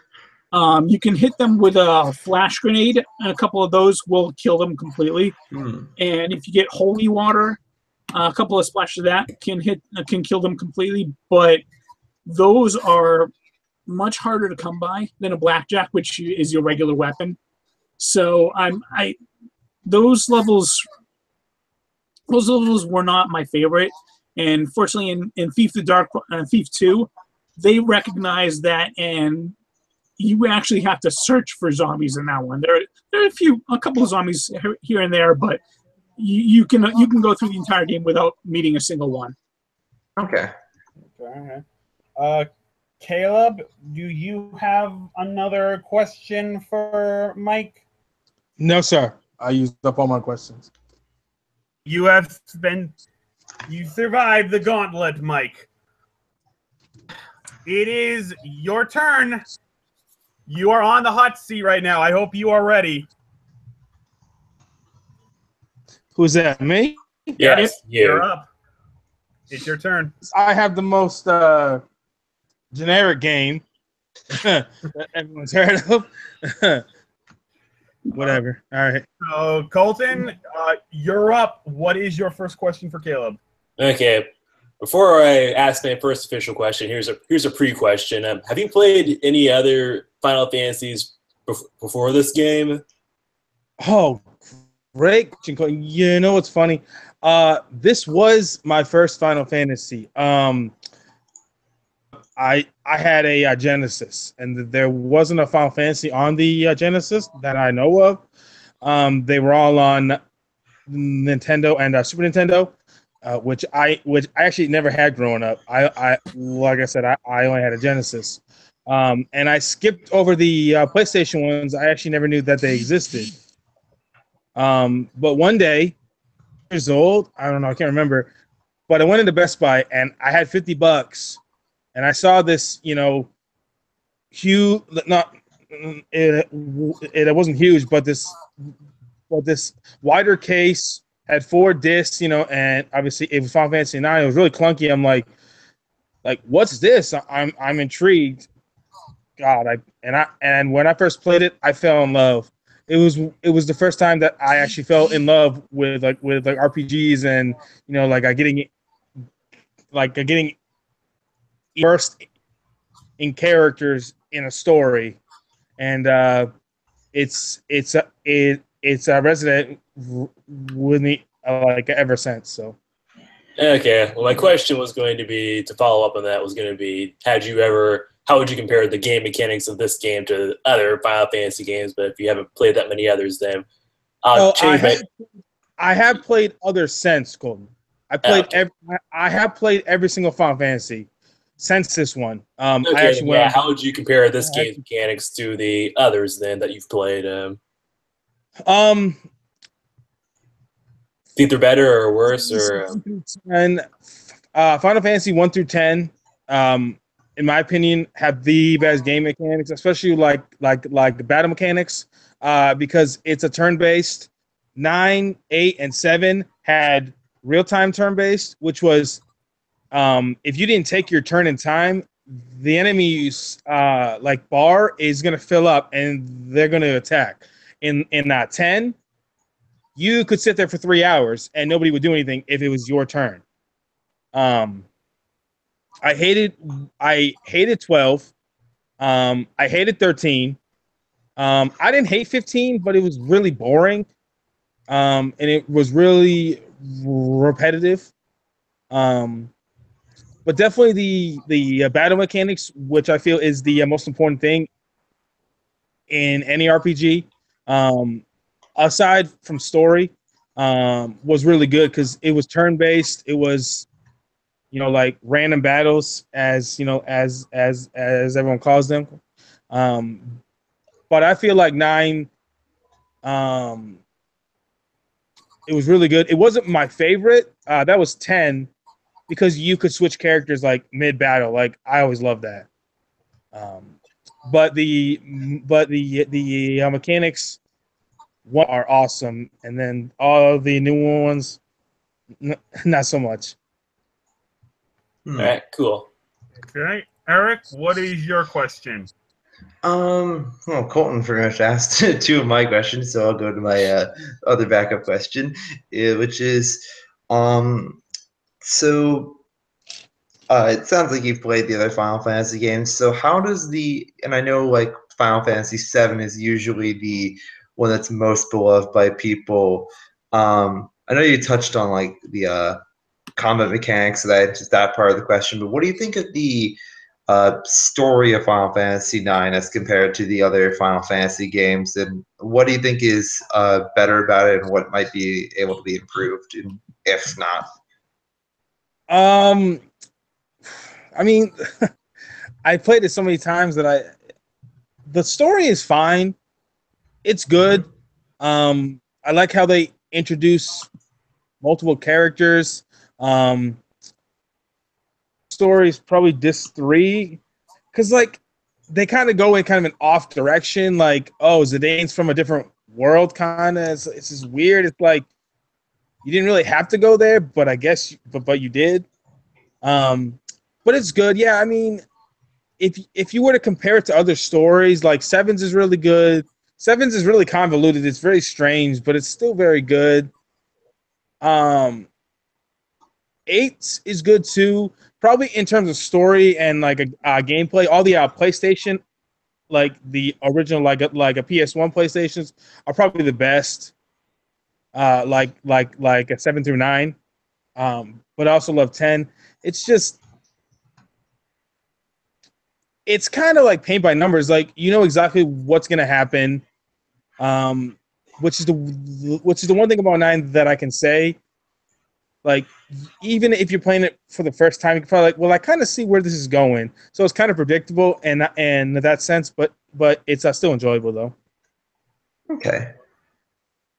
Mike, what is your question for Caleb? Okay. Well, one thing that the majority of the Final Fantasy games have always had in their favor is a very wide and very diverse cast of characters. I know with Final Fantasy IX, most people that really love that game seem to say their favorite character is Zidane. But I want to know, is Zidane your favorite character? And if not, who is your favorite character? Wow. Favorite character? Wow. It's funny because if you ask a lot of people that are hardcore fans, yeah, a lot of people like Zidane. A lot of people like Vivi. God, my favorite character, bruh. Probably Amaranth. He's not my favorite character to use, but I just think he's kind of that like the douchey guy kind of the, like, I guess I'll help you, even though I'm kind of, like in your party. I'm like, I mean, like, I guess. It's funny because his story arc because he's actually the last character that joins, and you find out that him and Zidane kind of have a history, and Zidane kind of like kind of like beats him every time that they do something. So it's interesting to see him grow kind of a respect for Zidane over the like last like half of the game. But probably him. My favorite non-playable character is okay. You play as her for like 10 minutes. Is Beatrix. I kind of thought that might be it. She's a character that you don't. She's in your party, but it's only for like 10 minutes. It's only one sequence. So, but she's a badass. She beats your ass for like throughout all of like a disc 1 and then like half of disc 2. So her and the Amaranth would probably be my choices. Oh, cool. Thank you. All right. So my question's pretty simple, and for someone who's never really understood the appeal of these games, what is it about these games that make them so appealing to gamers? Okay, I've never sure. understood these games at all. So, what is it? See, Paulie, I know for the reason, like, for me, it's getting immersed in a world, getting immersed in characters, and just, just learning about these characters and, learning about what they're going through, and Final Fantasy IX, some people love it and some people hate it. It has my favorite side quest in all of any Final Fantasy. Okay, so, which is Chocobo Hot and Cold. Final Fantasy IX was super side quest heavy, and to me, that added hours and hours and hours to the game. And it's just a gameplay that I can sit down and I could drop 150 hours in without even thinking of it. Like if I was to boot up from years ago, my old save files that I've dropped over like a 200 hours, you just get immersed in these kind of games for story, characters. Like everyone loves their Call of Duty, but what's the story there? You show up and you shoot people. Like there's no story. There's no connection to any of these people. You're just shooting people. Like I can't get behind games like that. I need to be immersed, and like you have to show me something. Like why should I give a fuck? Okay. All right. Fair enough. All right, Colton, do you have another question? Yeah, it's a simple one, but what's your favorite boss fight in the game? Whew, wow, there's a lot of good boss fights in this game. I could go to. Okay, I'm going to say my favorite, and then the most satisfying. My favorite is definitely Hades, who you fight in Memoria, and he actually has the last synthesis shop where you can unlock the secret summon arc, who you actually fight as a boss earlier in the game. But the most satisfying is definitely Ozma. So Final Fantasy games are known for their super bosses. Anyone that's ever played like most Final Fantasies, most RPGs has a super boss. The super boss in the Final Fantasy IX. And he's just a floating pink ball. Sounds silly. Looks fucking silly. That's Meteor, and he kills your whole party in one turn. It's not so silly anymore. I had to go through like 4 side quests in order just to hit this guy. So it's really the process because once you do it and once you beat him, it's really satisfying because then you get a gold chocobo. I'm pretty sure. I can't remember. It's been a while since I played, but Hades are my favorite, and then most satisfying is definitely Ozma. Cool. A floating pink ball, huh? Weird. Look it up on YouTube. If you've never seen it, I'm like when you're like, oh, here we go. It's a super boss. It's a fucking. I was like, is it Majin Buu just rolled up in a fucking ball? Like what is this? So what's this boss called? It's a Ozma, Ozma. All right, I'll definitely do that one for not to be confused with the Princess of Oz. Yes, no, not to be confused with the Princess of Oz. Wait, that's it? I'm looking at it right now. It's Did you see it? That's that's a super boss, hardest boss in the game. I swear to God, you can't make this shit up. You go from Final Fantasy VII, ruby weapon, emerald weapon, giant hulking fucking machines, to a pink ball. What? So. Wow. All right. Eric, did you have another question? I've been sitting there trying to think of one. I'm just because, like you, Paul, I'm not as familiar with these style of games. The only RPGs I really play are the Pokemon ones. So I'm not really sure. I gotta pick the Pokemon game too, bro. Love those. Love those too. Yeah, it's just you've done such a good job, like answering multiple questions with one, like in one answer, that I've kind of run out of backup questions at this point. I talk about this for like 10 hours. It's just no, There's nothing wrong with that, Eric. We're good. We're good. Mike, did you have another question? Yeah. I know, like, for me, my favorite Final Fantasy is 7, and I know, like, pretty much everyone that plays a Final Fantasy game has their favorite party to use. Like for me in Final Fantasy 7, you would have a party of 3, and for me it was usually Cloud, Vincent, and Tifa. Cloud, Vincent, Yuffie. Who's your favorite 4 characters to use? Like, who's your favorite 4 battle team? So the party that I would normally finish the game with, and this is very unpopular to a lot of people,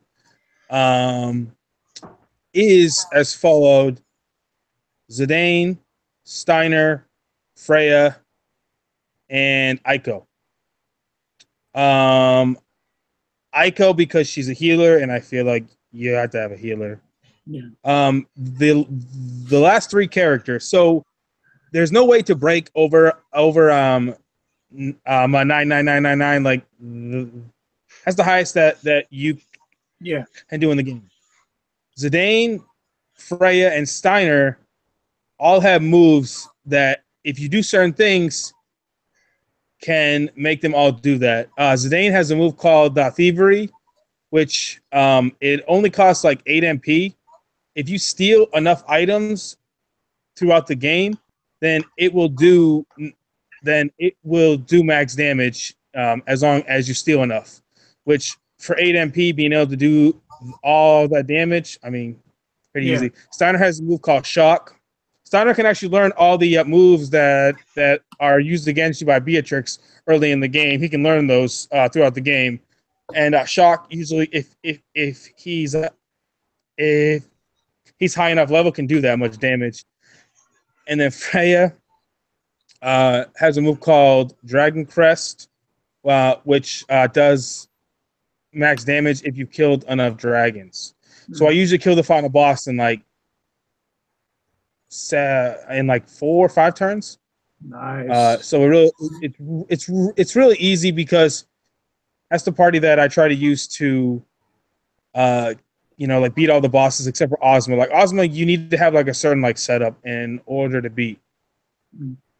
That's probably my favorite party, because all I need is a healer, and then I need 3 damage dealers. Now, like, I love Vivi, but like magic in this game isn't that necessary, because like Meteor it might hit for 9999, or it might hit for like 500.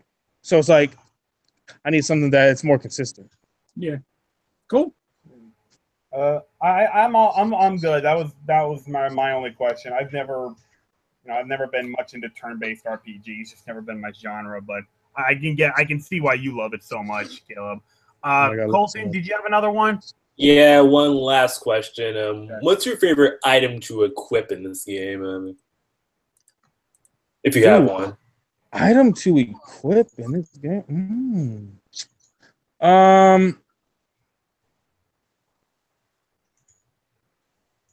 Oof, wow. That's tough. I could tell you, it's funny. I don't really have a favorite item to equip, but my favorite item is an item that I've never actually gotten. And I know that's gonna sound weird. You'll be like, what are you talking about? If you get to the last dungeon in the game, which is called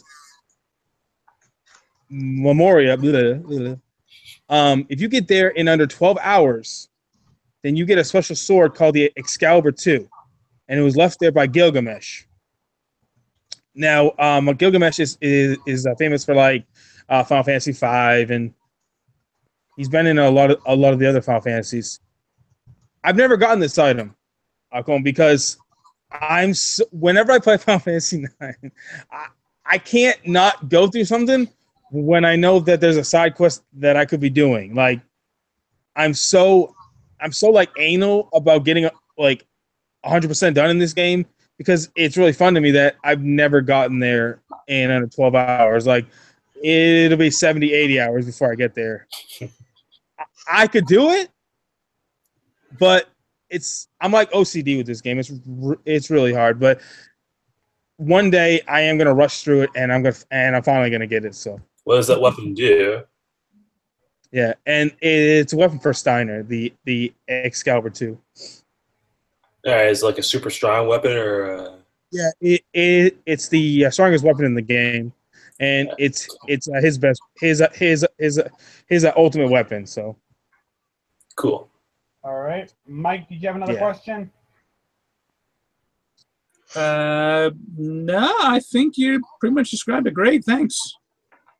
All right, Caleb, you have survived the hot seat. You are good. And now for the moment we've all been waiting for. Yeah, I'm up. I'm on the hot seat right now. Okay, guys, I am ready. So, Colton, why don't you kick us off this one? Okay, so in Star Wars Battlefront 2, in Star Wars Battlefront 1, when we did story mode, we got to first start off as the Empire, then we got to play as the Rebels. But in Battlefront 2, we play as the Clone Troopers and then as the Stormtroopers, Empire, and then yep. the game. That's pretty much it. Do you like that, or do you think the fact that we don't get the Rebels' point of view of events, do you think that kind of feels like a missed opportunity? No. I love starting off as a 501st Clone Trooper than a 501st Stormtrooper, because you're playing as the bad guys, and sometimes it just feels good just to be a badass. Like, I'm an evil guy. I'm gonna kick some rebel ass today. So I mean, there's just something fun to that. Plus, I always thought that the campaign mode in Battlefront 2, the single-player campaign, was infinitely better than Battlefront 1, because there was not much in the way of like cohesion and transitioning from each campaign in Battlefront 1. I always thought that, as cool as it was kind of the weakest point of Battlefront 1. Battlefront 2, the Rise of the Empire campaign is fantastic, and I probably have like at least 30 different save files of going through that game, the single-player campaign. So Nice. Paulie, if you don't mind me asking, bud, so you say that you love playing from the villain's perspective. Is that correct? Every once in a while, yeah, it's nice to be a villain. Okay, no, I'm just saying, because off subject real quick. In the new Battlefront 2 that's coming out, Paulie, there is a story mode, and it's from the villain's perspective, Paul. Villain's perspective, yep. And you give your thoughts on that, if you're excited about that, Paul, if you're looking forward to that. First, technically, she's not a villain. She's just Imperial. She's not a villain in her own eyes. Oh, in her own eyes. You know what? That is a good point, Mike. But she is. But she is the First Order. So Empire than the First Order. Yeah. I think it's going to be fun. I'm really looking forward. I'm looking forward to this game. I'm really hoping it does not disappoint like the first one. Well, I heard so many shitty things about that. Having a story mode, Paulie, already makes it better than the first one. So we're good there. Yeah. All right. Very true. Very true. All right, Eric, what is your question?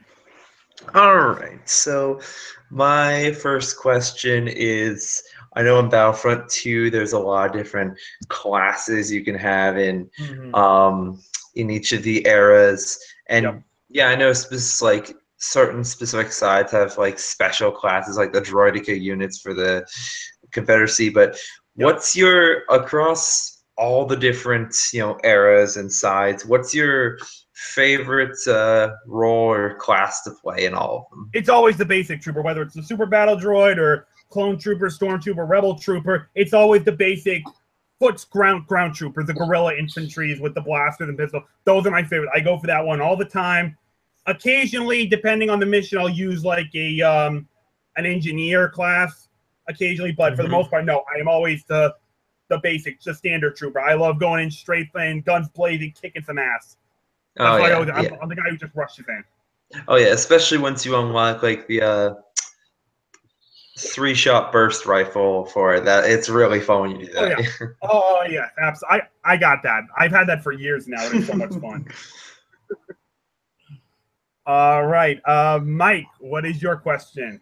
Between the ground combat and space combat in Battlefront 2, which do you prefer?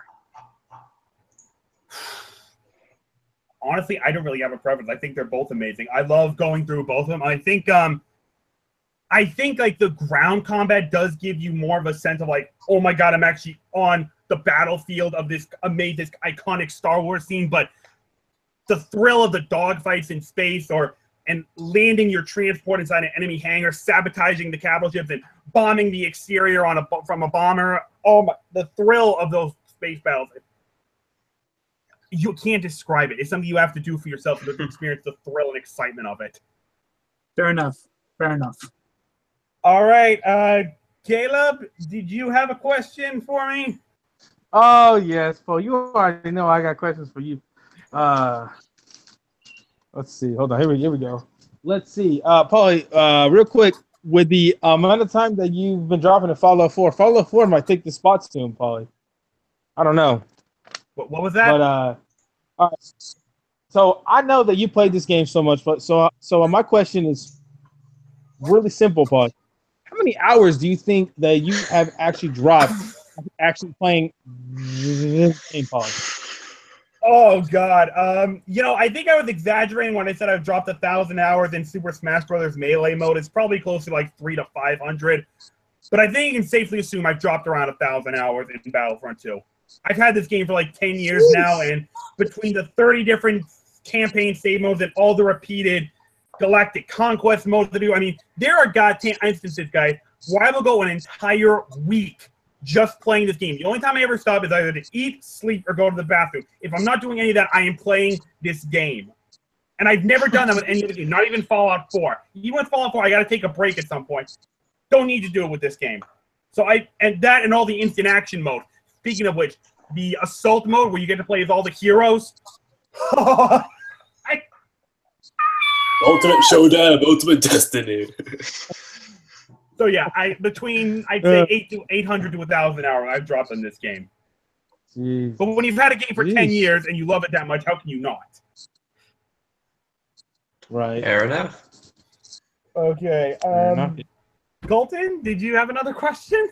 Yeah, I do. But I'm with you on the assault mode where it's like all the hero and all the villain characters on one map is just every Star Wars fan's wet dream. Yep. But yeah, my question for you, it's kind of an extension of my first question. So again, because this game takes place from the perspective of the one of the stormtroopers. You know, the game effectively winds up, as a result, the game winds up ending on the Battle of Hoth because that was the Empire's greatest victory. So my question for you is: did you like that the game decided to end there and didn't end on as opposed to continuing on to Endor, or would you have liked to have seen what their perspective was on the fall of the Empire after that fight, or do you think that would have been counterintuitive to what the campaign mode was about? I think that would have been counterintuitive to what the campaign was about. I mean, when these kind of, you want to feel like you've accomplished something, you want to feel like you've really beaten this campaign mode, and I don't think you would have gotten that if they had continued on to Endor. So I think ending it on Hoth was the right move. All right, cool. Eric, did you have another question? I guess I was trying to remember. Oh, so you were saying that you played Battlefront 1 as well, like the old Battlefront 1, it sounds like. Yeah. So obviously, they added the whole Galactic Conquest, but aside from just adding specific modes that weren't in the first one, what do you think Battlefront 2 did that improved upon the first one the most? Well, I think the biggest issue was the addition of space combat. I mean, you didn't really. I mean, you could fly spaceships in Battlefront 1, but you were mostly. The one I clearly remember, you can fly spaceships above Cloud City on Bespin, but there really wasn't. It was first and foremost a strictly ground combat game. With Battlefront 2, now you have an entire element of space combat, and it is so exciting because not only can you do it in the single-player campaign mode, but in Galactic Conquest, there's going to be an instance of your fleet engaging the enemy fleet, and which is so much fun, especially when you're battling above a planet. So you have the planet down below while you're engaged in this epic dogfight out in space. So that also the ability to actually play as legendary characters, to actually play as Luke Skywalker slashing through stormtroopers and what was it, the Jedi Temple on Coruscant, or the thrill of Darth Maul cutting through clone troopers on the Polis Massa asteroid belt. That is so. Or my favorite part, the overwhelming glee of being the Emperor shooting Force lightning at these pathetic rebels. It is so Your faith in your friends is your weakness. Your overconfidence is yours. You got that reversed. Out. So yeah, between the space battles and the ability to play as legendary fake characters, that's hero characters, as they put it, that was what makes Battlefront 2 so superior to Battlefront 1. Even though I will admit, I do think the graphics took a small step backwards in Battlefront 2, they more than compensated with the amazing additions. Okay. Yeah, because I never played the first one, so that's actually good to know. So, Mike, did you have another question? Yeah, I do actually. Although I think you partially answered it. I was going to ask you what your favorite hero character to play as, but I think you said it was the Emperor. The Emperor is one. I also like playing as Luke Skywalker. All right. Usually when I go the assault mode with all the heroes and villains, Luke's my go-to guy. All right. So my alternate question is, there are plenty of maps to be played on. Which is your favorite? Oh wow, that's a tough one, to be honest with you. Because there's really not one that I there's really not one that I like above the rest. I can tell you that I do have some issues with the Yavin 4 map. That one tends to be a little difficult. Sometimes the Naboo map can be difficult, but there's really no one map that stands above the rest, to be honest with you. They're all amazing in their own way. Cool. All right, cool. Wrong with any map. Caleb, I don't suppose you happen to have another question for me? I do have another question, Paulie. This is my last one though, because you already answered my last question, which was what was 1 and 2 that makes it your favorite. You already answered that. So as you told me, Paulie, in Battlefront 2, there's a bunch to do, Paulie. There's a lot of different game modes. You know, there's the campaign, there's Galactic Conquest, and all that. My question is, what is your favorite game mode to play, and why? You know, the single player campaign, that's a whole lot of fun, but I gotta tell you, I think it's Galactic Conquest. I mean, first of all, you can play every faction, the CIS, the Republic, the Empire, the Rebels. And I usually play in that order. It's like, you know, I start off with the Confederacy, then I go to the Republic, then the Empire, then the Rebels. I just think that's how the way I usually play the game. But because you can have, and the reason I love it so much is, again, it basically has everything that makes this game so amazing. You know, the intense ground combat, the amazing aerial combat, the ability to play as heroes if you spend the credits to unlock the hero bonuses, the strategic importance of picking your bonuses carefully, or do you pick bonuses or do you build up your army early on, that kind of thing. That's all the thinking that goes through it. So yeah, I would say Galactic Conquest, plus being able to go from planet to planet or fight in space, all that stuff. So I would say, yeah, Galactic Conquest. Cool. Easy. All right, Colton, did you have another question? Yeah. Well, so like any good bit of Star Wars media, this game added a whole lot to the Star Wars lore. So my question is there any level in the game that you would want to be like officially made canon, like something that, you know, was confirmed to like happen in the movies, or something that you can say, hey, this is part of the movie's canon, or something like that? Oh, wow. You know what would have been interesting if they wound up, I don't know. There are really two things, but one of them they already confirmed that didn't happen, which was the thought process of the clones going into the Jedi Temple to initiate Order 66. Obviously, the canon explanation is they had those brain chips controlling their thought, but I thought the answers given to them in this game were that they willingly did it, even though maybe some of them were thinking, should we do this?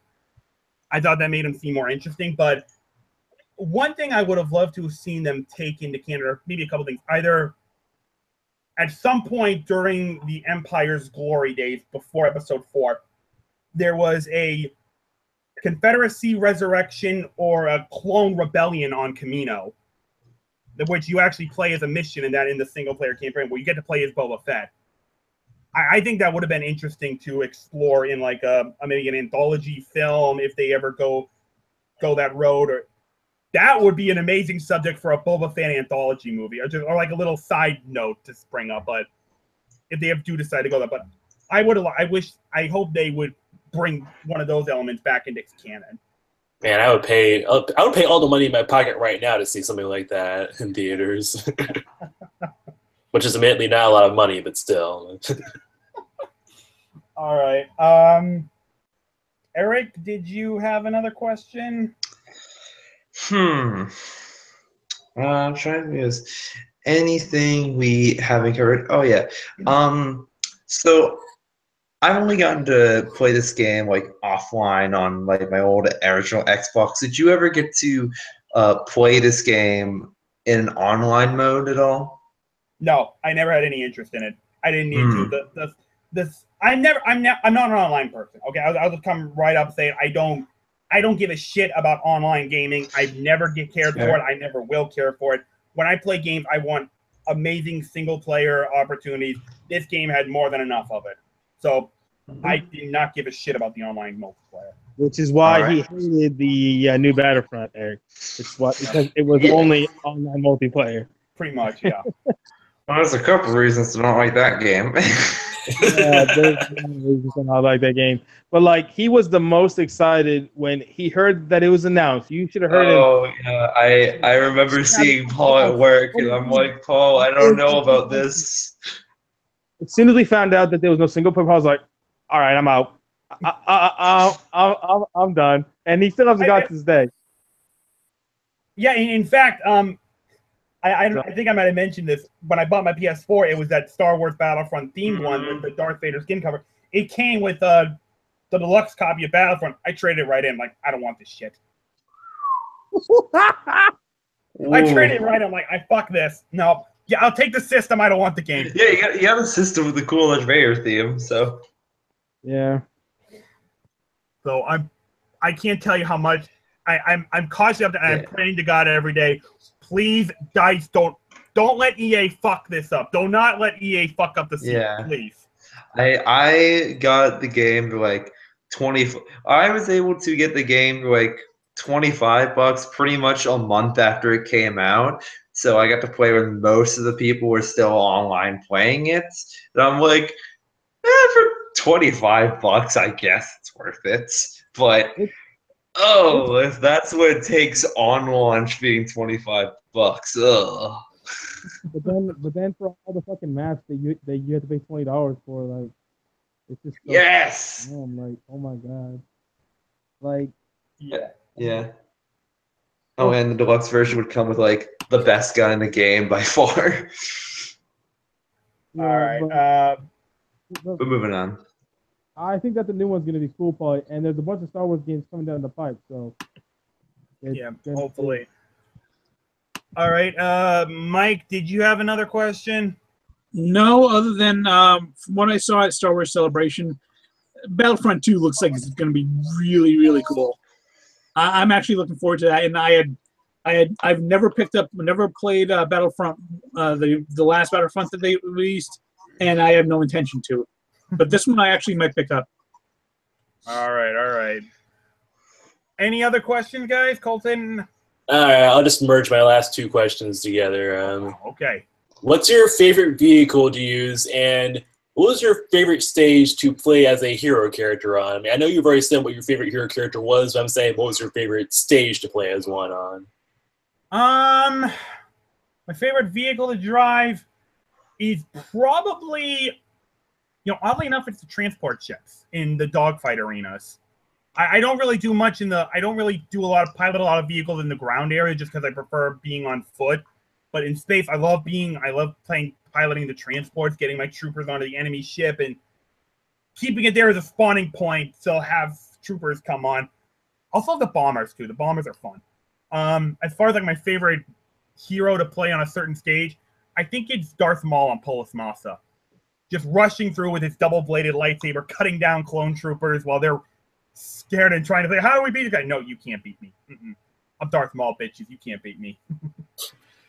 Yeah, so, yeah, good choice. Though I'd say my personal favorite is when we're on the Tantive 4 and as Darth Vader and the Rebels are like, it's Vader, let's find another way around. I'm like, oh, you're not going anywhere. my favorite is Darth Maul and Coruscant, because if you just bum rush to like the Jedi Council area and take that as a point, and you can get Darth Maul right there. All the clones are spawning like at the staircase or next to you, so you can just sprint up and just get like 20 kills instantly. I do that as Luke Skywalker on Coruscant. Although one that's hard to get, and I do relish it from time to time, is not playing as Vader, but actually playing as Anakin on Mustafar. That's like the only time you can walk him. That's the only time you can see him. And you have to play as the Empire, and it has to be on Mustafar during the Galactic Civil War, but you can actually play as Anakin out of his suit. Cool. So that's interesting. Speaking of characters, one final thing is, what's your favorite character to play as? Snipers, ground forces, other sort of thing. I think Eric already asked me that. It's a basic ground standard ground. All right, yeah, you did ask that. Sorry. All right, then that's the whole kit and caboodle for me. Then. All right, guys. So that is going to wrap up our show. This was a whole lot of fun interrogating each other. I think we're all really enjoying these interrogation episodes. I know I was talking about getting a new segment where we're discussing the evolution of like certain superheroes, how they changed our societies in some ways, but that's proven to be a little difficult. I just don't have the time to do that research. So I think for indefinitely we're going to keep this interrogation themed episodes going because I think we all seem to enjoy and they seem to be a lot of fun. Let's do TV shows next. Yeah, we can do that at some point. But anyway, guys, because that's for another time. Right now, this is going to wrap up our show. I want to thank everyone for participating in this. Colton, this was a whole lot of fun. Definitely. I really enjoyed it. And you're too slow. Oh, jeez. Eric, thank you very much for being here. I know you're going through a bit of a stuff, getting ready to move in your own place soon, so we appreciate you making the time to be here. Yeah, like I'm pretty much all set and ready to move out. My bed actually just like has nothing on it. I've got just a blanket left. I'm just gonna use to sleep tonight, and that's going in the car. But yeah, no, it was great being here, and it looks like my Mondays will be relatively free this school year, so hopefully I can make it to a lot more shows.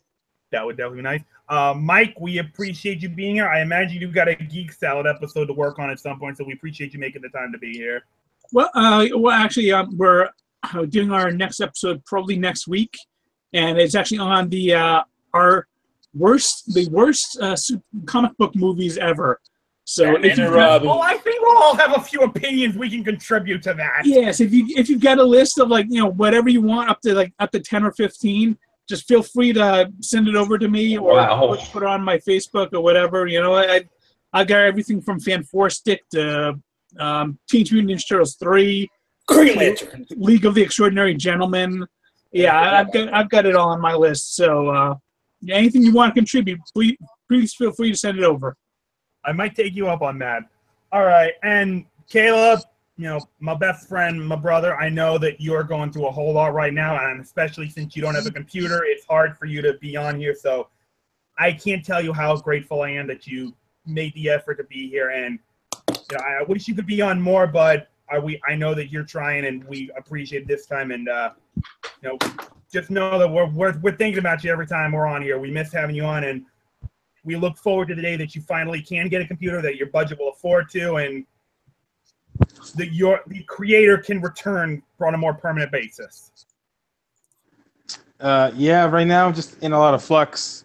Like I said earlier, being between jobs, it's really hard. It's kind of scary, but I'm just I don't know. Me and Gretchen just trying to figure it out, man. It's life, but you guys are helping keep me going, so it's definitely want to try to make more time for you guys. So we're happy to help you out, man. We're always there for you. The nerds are there for you. Mm-hmm. Nerds United. Yes, indeed. All right, guys. So thank you all very much. We will see you next week. Until then, have a great day, everyone. Bye-bye. Good night, everybody.